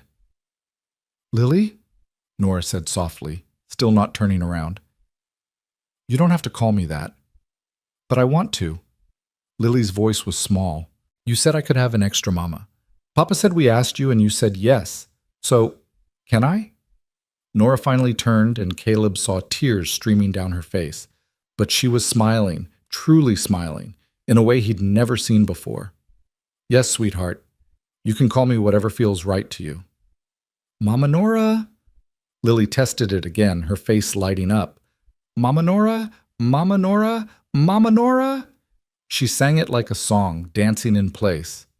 Nora crossed to her and knelt, pulling the girl into her arms. "I love you, Lily. So very much." "I love you too, Mama." Caleb had to turn away, his own eyes burning. This was what he'd wanted. Lily happy, Lily healing. But watching it happen felt like standing at a crossroads without a map, unsure which direction would lead home. "Mr. Rourke?" Nora's voice was tentative. Are you all right with this?" He forced himself to turn back, to meet her uncertain gaze. "It's what Lily needs, what she wants. So yes." Relief flooded her features, but he saw the question lurking behind it. "What about what you want?" But she didn't ask, and he was grateful. He didn't have an answer yet. The next Sunday, they went to church as usual. But this time, when the whispers started, Nora didn't shrink. She walked beside Caleb with her head high, Sarah's ring visible on her finger, Lily's hand clasped firmly in hers. And when Margaret Hendricks made a pointed comment about desperation making men foolish, Caleb heard himself respond before he could think better of it. "Mrs. Hendricks, I wonder if you could share your expertise on raising happy, well-adjusted children, since yours turned out so well." The entire congregation knew Margaret's son was a drunk, and her daughter had run off to San Francisco and never written home. "Oh wait, perhaps Nora's the one we should be asking. Look at Lily." His daughter stood beside Nora, bright-eyed and confident, no trace of the fearful child she'd been 3 months ago. The contrast with Margaret's bitter countenance couldn't have been starker. Margaret's face went purple. "Well, No, you never did," Caleb agreed pleasantly. "That's the problem. Come on, Lily. Nora, let's find our seats." They sat in the third pew, and Caleb felt the weight of every eye in the church. But when he glanced at Nora, she was looking straight ahead, a tiny smile playing at her lips, and Lily was practically vibrating with pride. After the service, Thomas Pruitt approached them outside. Caleb tensed, expecting more of the same, but Thomas surprised him. "Caleb, I owe you an apology. And Mrs. Hale." He nodded to Nora. "I was wrong to judge without knowing. My Emma pointed out that it's none of my business how you run your household, and she's right. Your girl looks happy. That's what matters." Caleb blinked. "Thank you, Thomas." For what it's worth, Emma would like to call on Mrs. Hale sometime, if that would be acceptable. He looked uncomfortable, as if kindness didn't sit easy on him. "She says it's time this town remembered some Christian charity." "I'd like that very much," Nora said quietly. "Thank you." As they drove home, Lily chattered about the service while Caleb processed what had just happened. One small victory against the tide of gossip. One family willing to look past appearances to see truth. It wasn't much, but it was something. "You didn't have to defend me," Nora said later, when Lily had gone out to check on the chickens. "Yes, I did. It'll only make things worse with Margaret." "Let it. She's been a thorn in this town's side for 20 years. About time someone called her on it." He poured himself coffee. "Besides, what I said was true. Look at Lily. She's a different child than she was at Christmas. Children are resilient. They heal. Not without help. Not without someone who cares enough to put in the work." He met her eyes. "You did that. You're doing that. The town can think what it likes, but I know what I see." Color rose in her cheeks. "I'm just doing what you hired me to do." "No. You're doing considerably more than that." He set down his cup. "Nora, I need to apologize for how I've been. Distant, conflicted. making you feel like you had to constantly prove your worth. You lost your wife, you're allowed to grieve. Grief isn't an excuse for making you feel unwelcome in your own home, because this is your home now. I need you to believe that. She twisted Sarah's ring on her finger, a habit he'd noticed when she was nervous. I'm trying to, it's just, I've never really had a home before, not one that felt permanent. So believing this is mine, that I'm allowed to stay, it's harder than you might think. Even with a 6-year-old calling you mama, especially then, her voice dropped, because it means I have something to lose. And in my experience, the moment you start to care about something, that's when it gets taken away. The pain in her words cut deep. What kind of life had she lived? That stability felt like a prelude to loss. I can't promise nothing will ever go wrong, he said carefully. Life doesn't work that way. But I can promise you're not going to lose your place here through my doing. You're family now, Nora. That means something. Does it? She looked at him with those storm-colored eyes. Because family means different things to different people. To some it means loyalty and love. To others it means obligation and resentment. Which one are we? It was the most direct question she'd ever asked him, and he knew his answer mattered, knew she was asking something deeper than the surface words implied. I don't resent you, he said slowly. If anything, I resent myself. For needing help. For not being enough on my own. He stopped, the truth lodging in his throat. For what? For starting to forget what Sarah's voice sounded like. The confession came out raw. Some mornings I wake up and for a moment I hear someone moving in the kitchen and I think it's her. Then I remember and it's like losing her all over again. Except now there's guilt mixed in because part of me is relieved it's you. Relieved I don't have to do everything alone anymore. And that feels like betrayal. Nora was quiet for a long moment. When she spoke, her voice was gentle. My mother died when I was 12. Within 6 months, my father remarried. I hated my stepmother for years, convinced she was trying to erase my mother. It took me a long time to understand that my father remarrying wasn't about replacing my mother. It was about surviving his grief, about choosing to keep living instead of dying alongside her. She paused. You're allowed to keep living, Mr. Rourke. Sarah would want that for you. How do you know what Sarah would want? Because I've read her letters, the ones she wrote to Lily before she died. At his shocked expression, she added quickly, Lily showed them to me. She wanted to share her mother with me. And in those letters, Sarah talked about how much she loved you both, how she wanted you to be happy, how she hoped, if the worst happened, you'd find a way to build a life worth living. Caleb's hands clenched. She wrote letters? 5 of them, 1 for each birthday until Lily turns 10. She wanted Lily to know her, to have something of her as she grew up.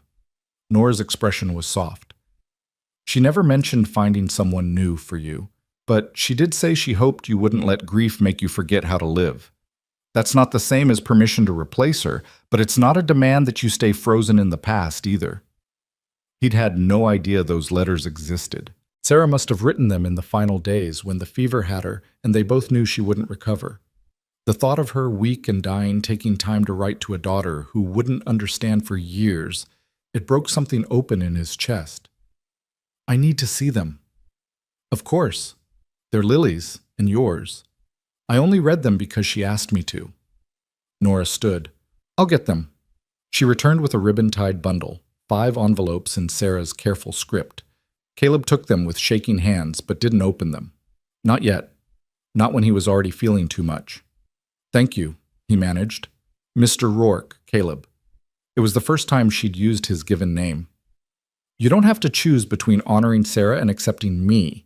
There's room for both. I'm not asking to take her place. I'm just asking for my own place, however small it needs to be. But that was the problem, wasn't it? Her place wasn't small anymore. It had grown to fill corners of his life he hadn't realized were empty, and the thought of losing it, of losing her, had started to scare him almost as much as his grief for Sarah. Your place isn't small, he said roughly. That's what's terrifying. Before she could respond, Lily burst through the door, cheeks red from cold, clutching an egg. Look, the brown hen finally laid. The moment shattered, replaced by Lily's excitement and the practical business of daily life. but Caleb felt Nora's gaze on him for the rest of the evening, thoughtful and searching. That night, alone in his room, he finally opened Sarah's letters. The first was for Lily's 5th birthday, just after Sarah had died. The handwriting was shaky, but legible.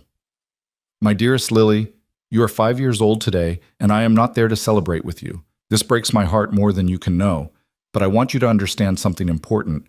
Death is not the end of love. I will love you forever, even from beyond. And I need you to know that it's all right to be happy, even though I'm gone. It's all right to laugh and play and grow. Your papa will take care of you. He's a good man, the best man. And if he finds someone to help him, someone to help you, that's all right too. Don't feel guilty for loving them. Love is not a finite resource. You can love me and love them both. Your heart is big enough for all of us. Caleb read it 3 times, tears blurring the words. Sarah had known. Even dying, she'd known he'd struggle with this exact thing, and she'd tried to give them both permission to move forward.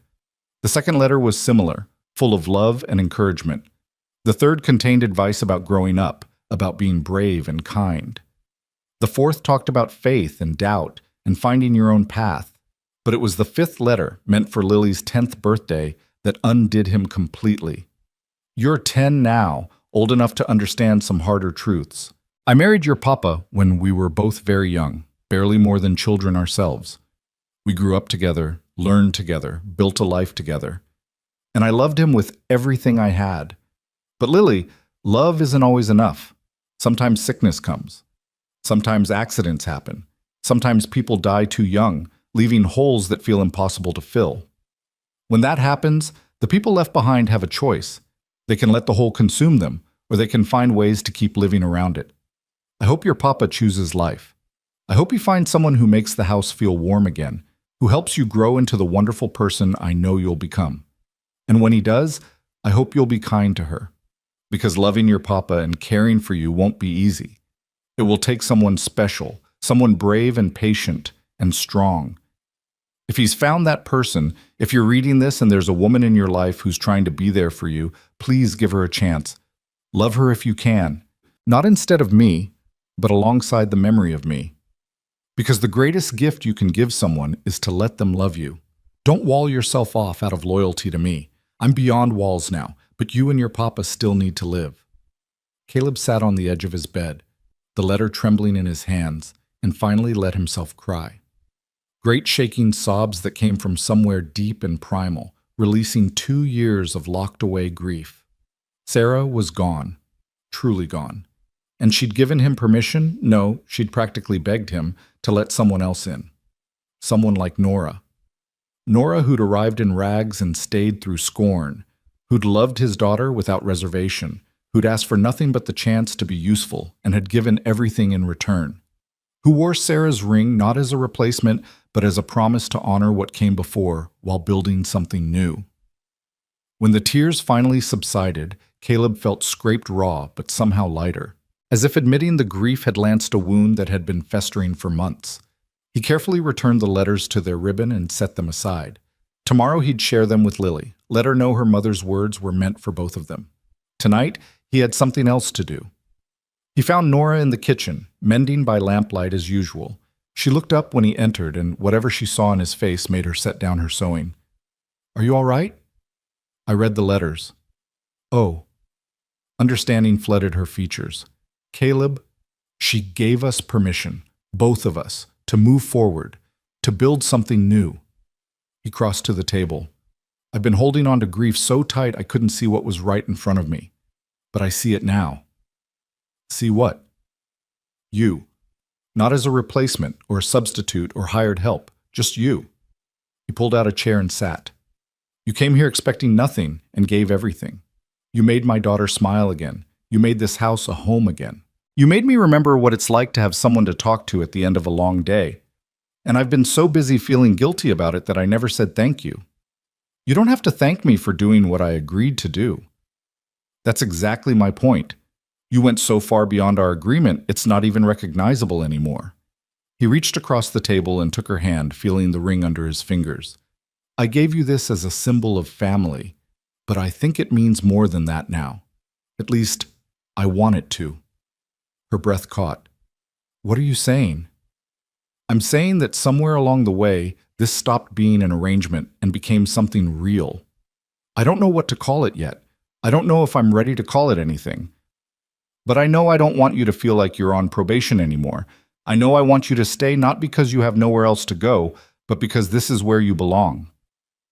And what about Sarah? Sarah's in the past. She'll always be in the past, and I'll always love the memory of who we were together. But you're here now, present tense, real, and I think— He swallowed hard. I think maybe there's room for both. If you're willing to be patient with me while I figure out how to do this. Nora's eyes were bright with tears, but she was smiling. I can be patient. I've had a lot of practice. I know you have, too much practice. You shouldn't have to wait anymore, shouldn't have to prove yourself. He squeezed her hand. So I'm making you a promise. From now on, you're not the woman who came after. You're the woman who's here, the one Lily loves, the one who— He stopped, the words too big to say yet. The one who what? The one who matters. It wasn't the whole truth, but it was all he could manage. To both of us. She stood slowly, still holding his hand, and moved around the table. For a moment, they just stood there, close enough that he could see the gold flecks in her eyes, could smell the lavender soap she used, could feel the warmth of her presence. Thank you, she whispered, for seeing me, for choosing me, for making me believe I'm worth choosing. You are worth choosing. Don't ever doubt that. Then she did something that surprised them both. She leaned in and pressed a soft kiss to his cheek. It was brief, chaste, nothing inappropriate, but it felt like a promise of things unspoken, possibilities waiting to unfold. When she pulled back, her cheeks were flushed. I should go to bed. Morning comes early. Nora. Give me time too, she said softly. To believe this is real, to trust it won't be taken away. I want to believe, Caleb, but I'm scared. So am I. She smiled at that, tentative but genuine. Then we'll be scared together. That's something, isn't it? It's everything. She left him standing in the warm kitchen, and Caleb realized his hands were shaking. He'd crossed a threshold tonight, acknowledged something he'd been fighting for weeks. The arrangement had become real. The boundaries had blurred. And standing on the other side of his careful distance, he could finally see what had been there all along. Not replacement, not substitution. Just Nora. Brave, broken, beautiful Nora, who'd traveled 2,000 miles in rags and stayed to build something worth having. And maybe, just maybe, he was ready to build it with her. The next morning dawned clear and bright, the kind of late winter day that hinted at spring's eventual arrival. Caleb woke to the smell of coffee and found Nora already up, humming softly as she worked. When she turned and saw him, her smile was different than before. Warmer, more open, less guarded. Good morning, she said, and the simple greeting felt weighted with everything they'd acknowledged the night before. Morning. He poured coffee, noting how comfortable this felt. How right. Sleep well? Better than I have in years. She handed him a plate of eggs. Lily's still asleep. I thought we might let her rest a bit longer. They ate together in companionable silence, and Caleb marveled at how much had changed in 3 months. The woman who'd stepped off the stage on Christmas Eve, thin and exhausted and wary, had transformed into someone vital. She'd filled out slightly, no longer quite so gaunt. Color had returned to her cheeks, and her eyes, which had been so carefully blank, now showed emotion freely. "What are you thinking?" she asked, catching him staring. "That you look different than you did when you arrived." Different how? Alive. The word came out before he could filter it. You looked half dead on Christmas Eve. Now you look like someone who's remembered how to live. Her hand went to the wooden flowers she'd pinned to her dress. I feel different, like I've been asleep for years and finally woke up. I know the feeling. They shared a look of perfect understanding, two people who'd been merely surviving, finally remembering what it meant to live. And in that moment, Caleb knew with absolute certainty that whatever this was becoming, it was worth the risk, worth the fear, worth letting go of the past enough to embrace the present, worth choosing her again and again until she finally believed she deserved to be chosen. The shift between them was gradual but unmistakable, like ice melting in the first warmth of spring. Over the following weeks, Caleb found himself seeking Nora's company in ways that had nothing to do with necessity. He'd linger over morning coffee, listening to her talk about the book she was reading with Lily. He'd ask her opinion on ranch decisions he'd always made alone. He'd find excuses to be in the kitchen while she cooked, drawn by something more than the smell of baking bread. And Nora bloomed under the attention. She laughed more readily, her smiles coming quicker and lasting longer.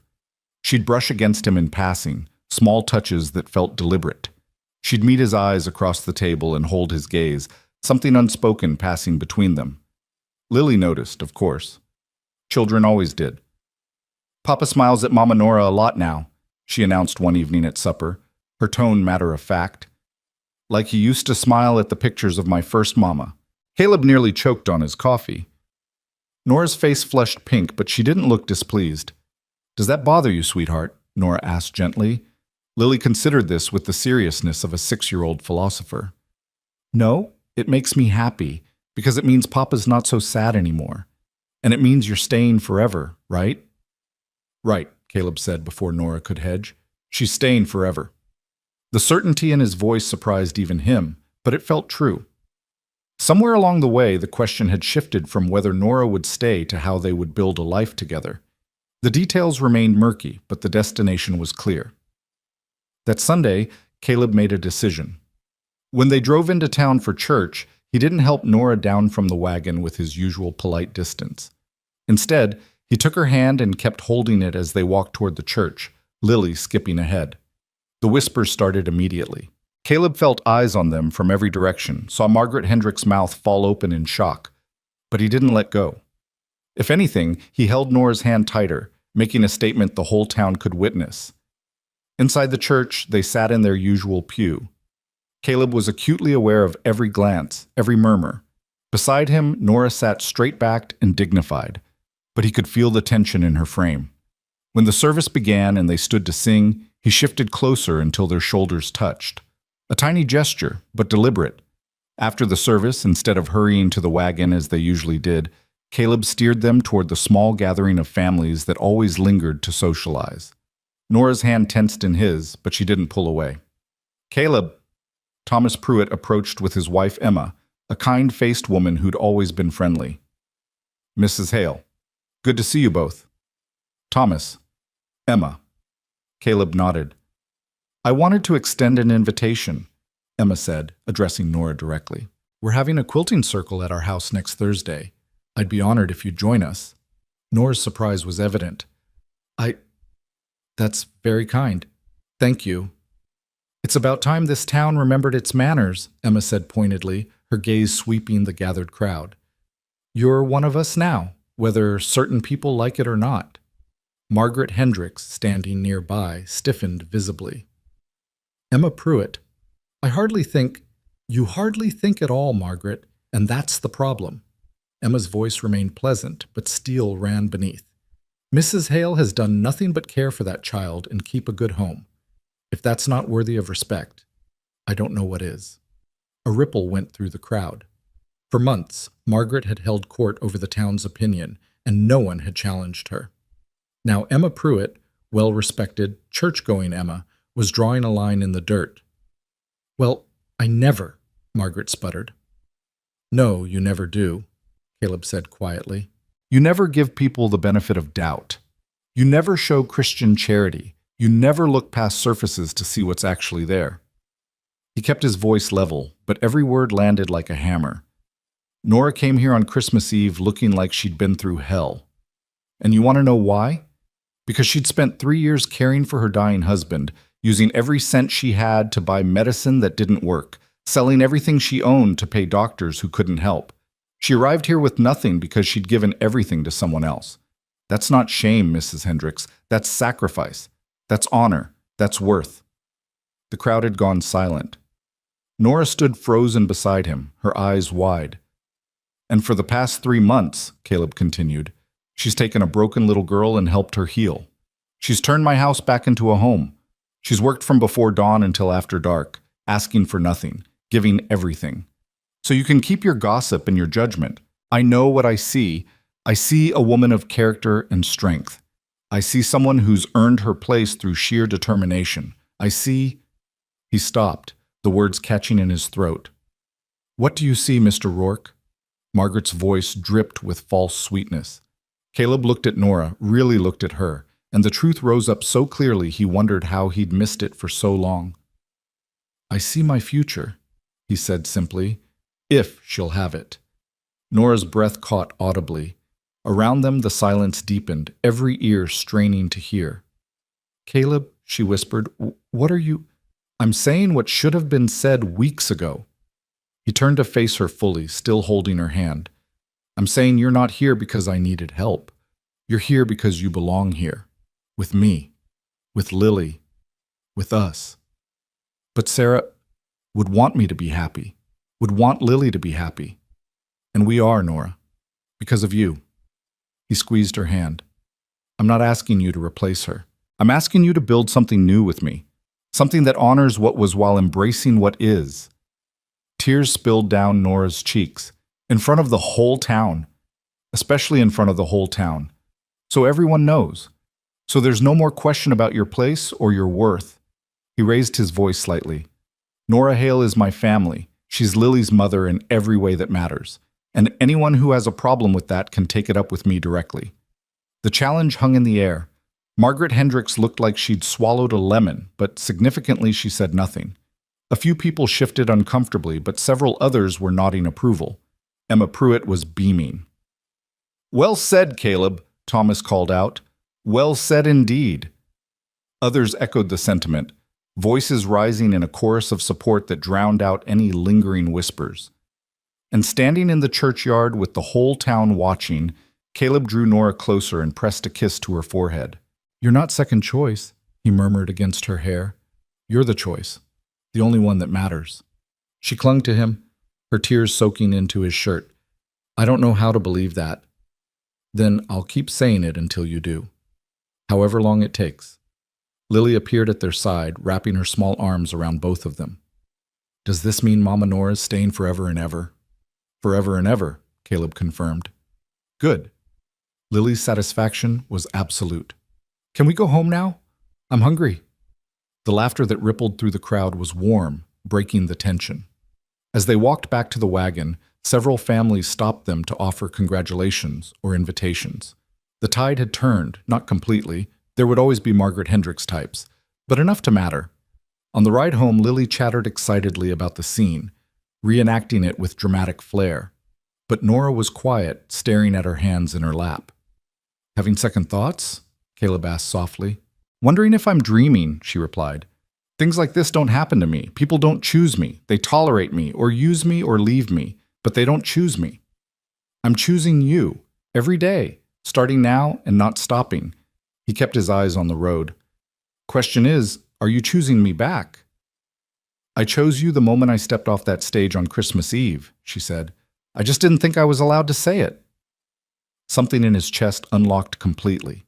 For months he'd been circling this truth, approaching and retreating, caught between grief and guilt and fear. But sitting on the wagon with Nora beside him and Lily humming behind them, he finally understood what Sarah had been trying to tell him in those letters.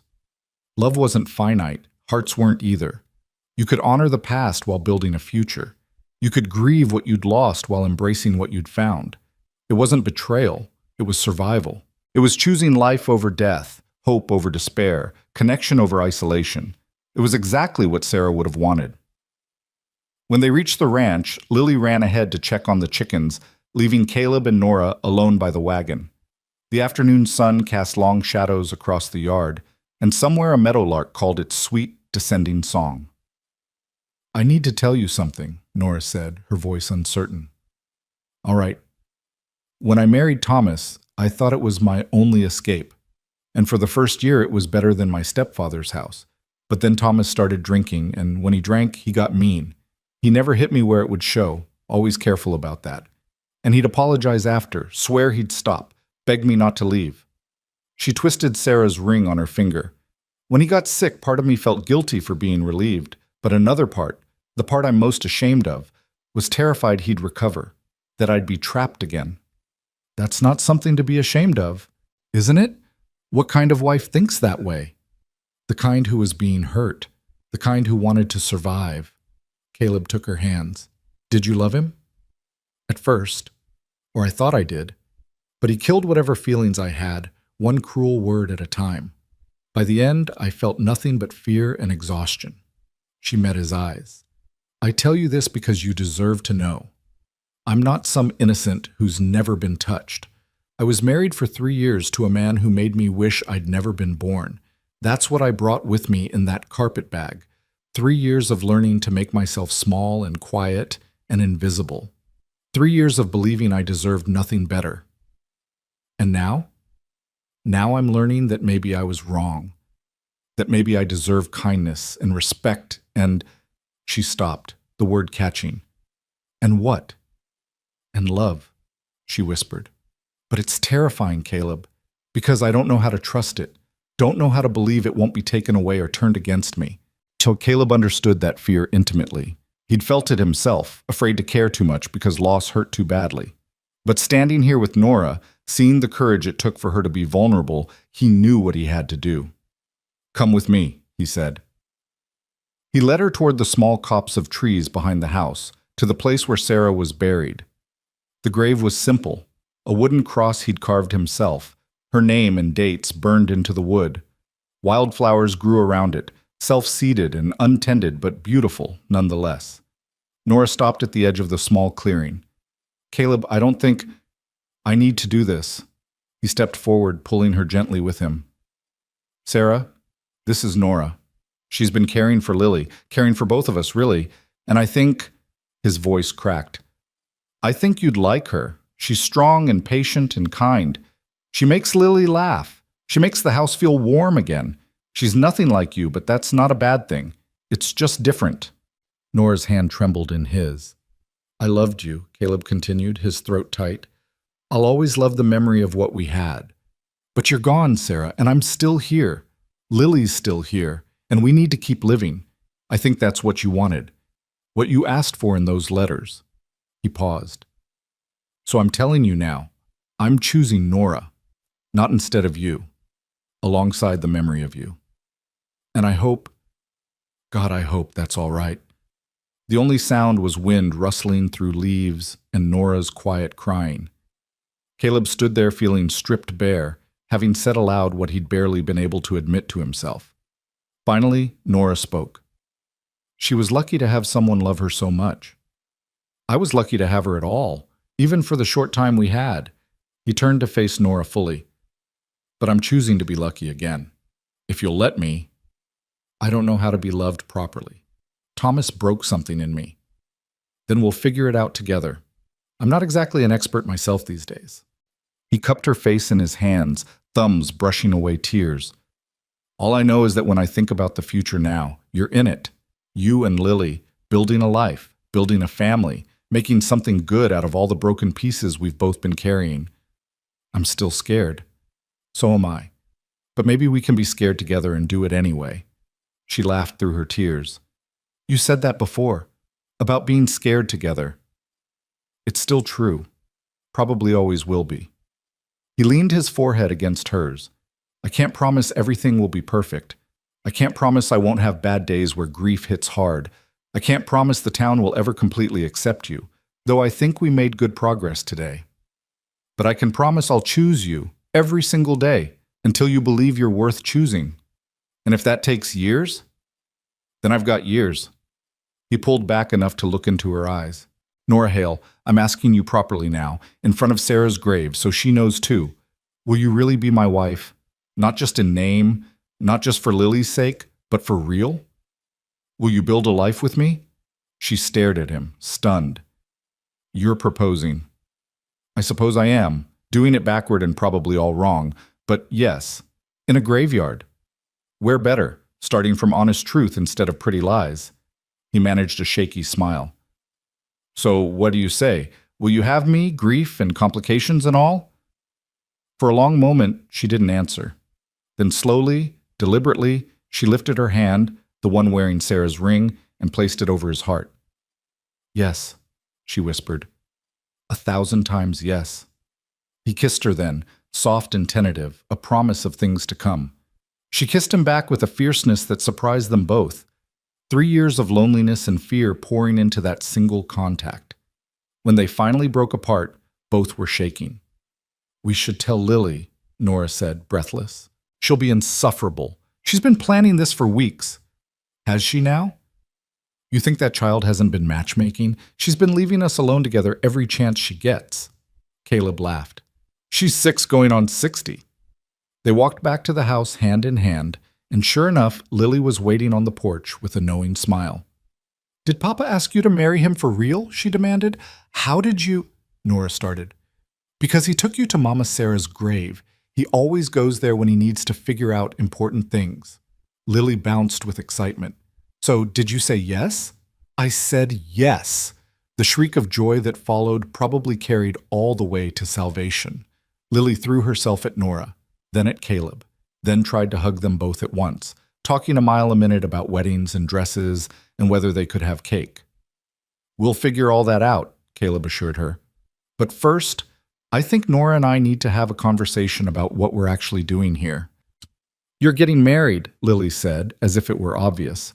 "Yes, but there's more to it than that." He looked at Nora.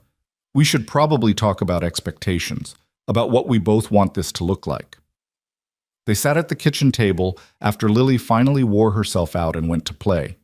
Caleb poured coffee, gathering his thoughts. "I don't want you to feel obligated," he began. "To anything. We can take this as slow as you need."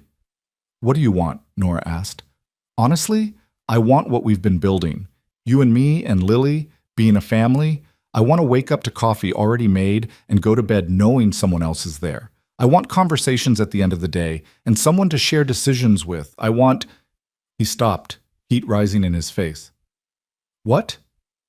"I want more than that eventually, but I understand if you need time. After Thomas made me afraid of intimacy," she said quietly. "But he didn't kill the part of me that wants connection, that wants to be held and touched with kindness instead of anger." Color rose in her cheeks. "I may need patience and gentleness, but I'm not opposed to being a wife in all ways, when the time is right." The air between them felt charged.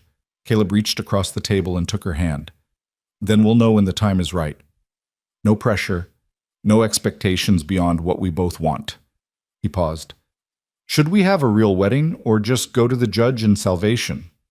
What would you prefer?" "I asked you." She smiled. "I've never had a real wedding. Thomas and I went to a judge on a Tuesday afternoon with 2 strangers as witnesses. It felt like signing a business contract." "Then you should have a real one. Church, if you want. Witnesses who actually care. A dress that's not threadbare." He squeezed her hand. "You deserve to be celebrated, Nora." Tears welled up again. "You keep saying things like that." "Because they're true, and because I'm going to keep saying them until you believe me." Over the next few weeks, word spread through Salvation and the surrounding ranches. Emma Pruitt made good on her offer, inviting Nora to the quilting circle where the women of the town welcomed her with varying degrees of warmth. Some remained cool, following Margaret Hendrick's lead, but others were genuinely kind, curious about this woman who'd captured Caleb Rourke's heart. "They asked how we met," Nora reported one evening, amused. "I told them the truth. Mail-order bride showed up on Christmas Eve in rags. You should have seen their faces." "Did Margaret have anything to say?" "Oh, she had plenty to say, but Emma shut her down beautifully, pointed out that Ruth in the Bible was also a stranger who came from nothing and became a great woman." Nora grinned. Margaret couldn't argue with Scripture.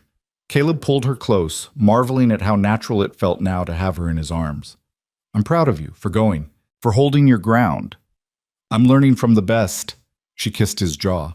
"You've been showing me how to stand up for myself since Christmas." "You always knew how. You just needed permission to believe you could." They set the wedding for the first Sunday in April, giving springtime to arrive in earnest. Nora spent her evening sewing a dress from fabric Caleb insisted on buying, a soft blue that matched her eyes. Emma Pruitt helped with the fitting and even brought over lace from her own wedding dress to trim the collar. Lily was beside herself with excitement, practicing her role as flower girl with such dedication that Caleb worried she'd wear herself out before the actual day. She picked wildflowers daily, making bouquets that filled the house with color and fragrance. "Are you nervous?" Nora asked the night before the wedding. They sat together on the porch, watching stars emerge in the deepening dusk. Terrified, Caleb admitted. Not of marrying you, of everything it represents. Moving forward, letting go. We don't have to let go completely. We can carry the past with us, just not let it dictate the future. She leaned against his shoulder. Sarah's part of our story, but she's not the whole story. No, the whole story includes you now. He kissed the top of her head. And that makes it better.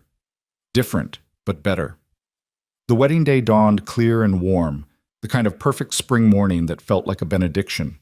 The church was nearly full, more people than Caleb had expected come to witness this unlikely union. The minister, Reverend Michaels, had agreed to perform the ceremony despite some parishioners' objections. Caleb stood at the front of the church, Thomas Pruitt beside him as best man, and tried not to think about the last time he'd stood here. The last wedding he'd attended had been Sarah's funeral. Today was supposed to be different. Was different. But the echoes remained. Then the doors opened and Lily appeared, scattering flower petals with serious concentration. Behind her came Nora on Emma Pruitt's arm. Emma had insisted on giving the bride away, saying every woman deserved that honor. But Caleb saw only Nora.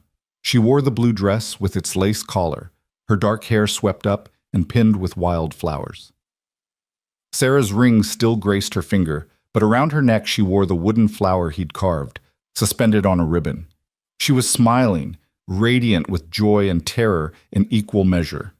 When she reached the altar, Emma placed Nora's hand in Caleb's and whispered something that made Nora laugh quietly. Then Emma took her seat, and Reverend Michaels began. The service passed in a blur of familiar words and unfamiliar feelings. Caleb heard himself make promises, heard Nora's voice shake as she repeated her vows. When the minister asked for the rings, Thomas handed over a simple gold band Caleb had bought in Salvation, meant to sit beside Sarah's ring on Nora's finger. This ring symbolizes my promise, Caleb said as he slipped it on. To choose you, to honor you, to build a life worth living with you. Nora's eyes were bright with tears as she placed a matching band on his finger. And I promise to believe I'm worth choosing, to trust your love, to be brave enough to build that life beside you. Then by the power vested in me, Reverend Michaels said warmly, I pronounce you husband and wife. Caleb, you may kiss your bride. He did, carefully and sweetly, aware of Lily's delighted squeal and the congregation's applause. When they broke apart, Nora was crying openly, but she was smiling too. We did it, she whispered. We did it, he agreed. No going back now. Wouldn't want to even if I could. The celebration afterward was simple but joyful. Several families had contributed food, setting up tables in the churchyard for a proper wedding breakfast. Caleb watched Nora move through the crowd, accepting congratulations and well wishes, and saw how differently people treated her now. She was no longer the desperate woman in rags. She was Mrs. Rourke, beloved of one of their own, mother to Lily. She'd earned her place through time and perseverance. Margaret Hendricks approached eventually, her expression sour. Well, Caleb, you've made your choice. I hope you don't live to regret it. The only thing I regret, Margaret, is not making it sooner. He met her eyes steadily. Nora's the best thing to happen to my family in 2 years. And if you can't see that, the problem's with you, not her. Margaret huffed and walked away, but her power over the town's opinion had waned. Others had seen the truth, had watched Nora transform from broken stranger to beloved wife, had witnessed real love growing from impossible circumstances. As the afternoon wore on, guests began departing. Finally, only Caleb, Nora, and Lily remained, gathering the last dishes and walking toward their wagon. Can I sit in back? Lily asked. I'm tired. Of course, sweetheart. Nora helped her up, tucking a blanket around her small form. They drove home in comfortable silence, Lily dozing behind them. When the ranch came into view, Caleb felt something settle in his chest. This was home. Truly home. Not just the place where he worked and slept, but the place where his family lived. As he helped Nora down from the wagon, he noticed something near the cabin steps. Bright marigolds were blooming in a patch of earth he could have sworn was barren just days ago. What? He stepped closer, confused. Then he remembered. Sarah had planted marigolds the first spring they'd lived here, delighted when they reseeded themselves and came back year after year. But they hadn't bloomed since she died, the ground too hard and cold. Now they blazed orange and gold in the late afternoon sun, vibrant and alive. "Mama Nora, look!" Lily had woken and tumbled from the wagon, running to kneel beside the flowers. "They're so pretty." Nora knelt too, touching the petals with reverence. Marigolds. They mean optimism and new beginnings in the language of flowers. Caleb stood frozen, staring at those impossible blooms. It felt like a sign, like Sarah's blessing manifesting in the world, like permission granted from beyond. "Papa?" Lily looked up at him. "Why are you crying?" He hadn't realized he was. He wiped his eyes roughly, then knelt beside his daughter and his wife, his family, in the warm dirt. "Because sometimes beautiful things happen when you least expect them," he said. "Sometimes life surprises you. Sometimes you get second chances." Nora took his hand, understanding in her eyes. Together they looked at the flowers. Sarah's flowers, blooming again after 2 years of silence. Not replacing the past, just making room for the future. "We should go inside," Nora said softly. "It's getting late." Caleb stood and offered her his hand. She took it without hesitation. Lily grabbed both their free hands, creating a linked chain of 3. Together, they walked into the cabin. Their cabin. Their home. The door closed behind them with a gentle sound, shutting out the cold and the doubt and the pain of the past. Inside, lamplight glowed warm, the smell of home. Coffee and bread and life lived together, wrapped around them like an embrace. Caleb looked at Nora, really looked at her, and saw not the desperate woman in rags who'd appeared on Christmas Eve, but the strong, courageous woman she'd always been underneath. The woman who'd survived poverty and abuse and loss, who'd traveled 2,000 miles on faith alone, who'd loved his daughter with fierce devotion, who'd chosen him despite every reason to protect her heart. "Welcome home, Mrs. Rourke," he said. She smiled, that radiant smile that transformed her entire face. "I've been home since Christmas, Mr. Rourke. I just didn't know I was allowed to stay." "You're allowed. You're wanted. You're loved." He pulled her close, feeling Lily wrap herself around both their legs. "And you're never leaving. None of us are. We're home. Finally, completely home." Outside, the marigolds swayed in the evening breeze, bright against the darkening earth. Above, stars began to emerge, distant and eternal. The wind carried the scent of spring across the Wyoming plains. New growth, fresh possibilities, life beginning again.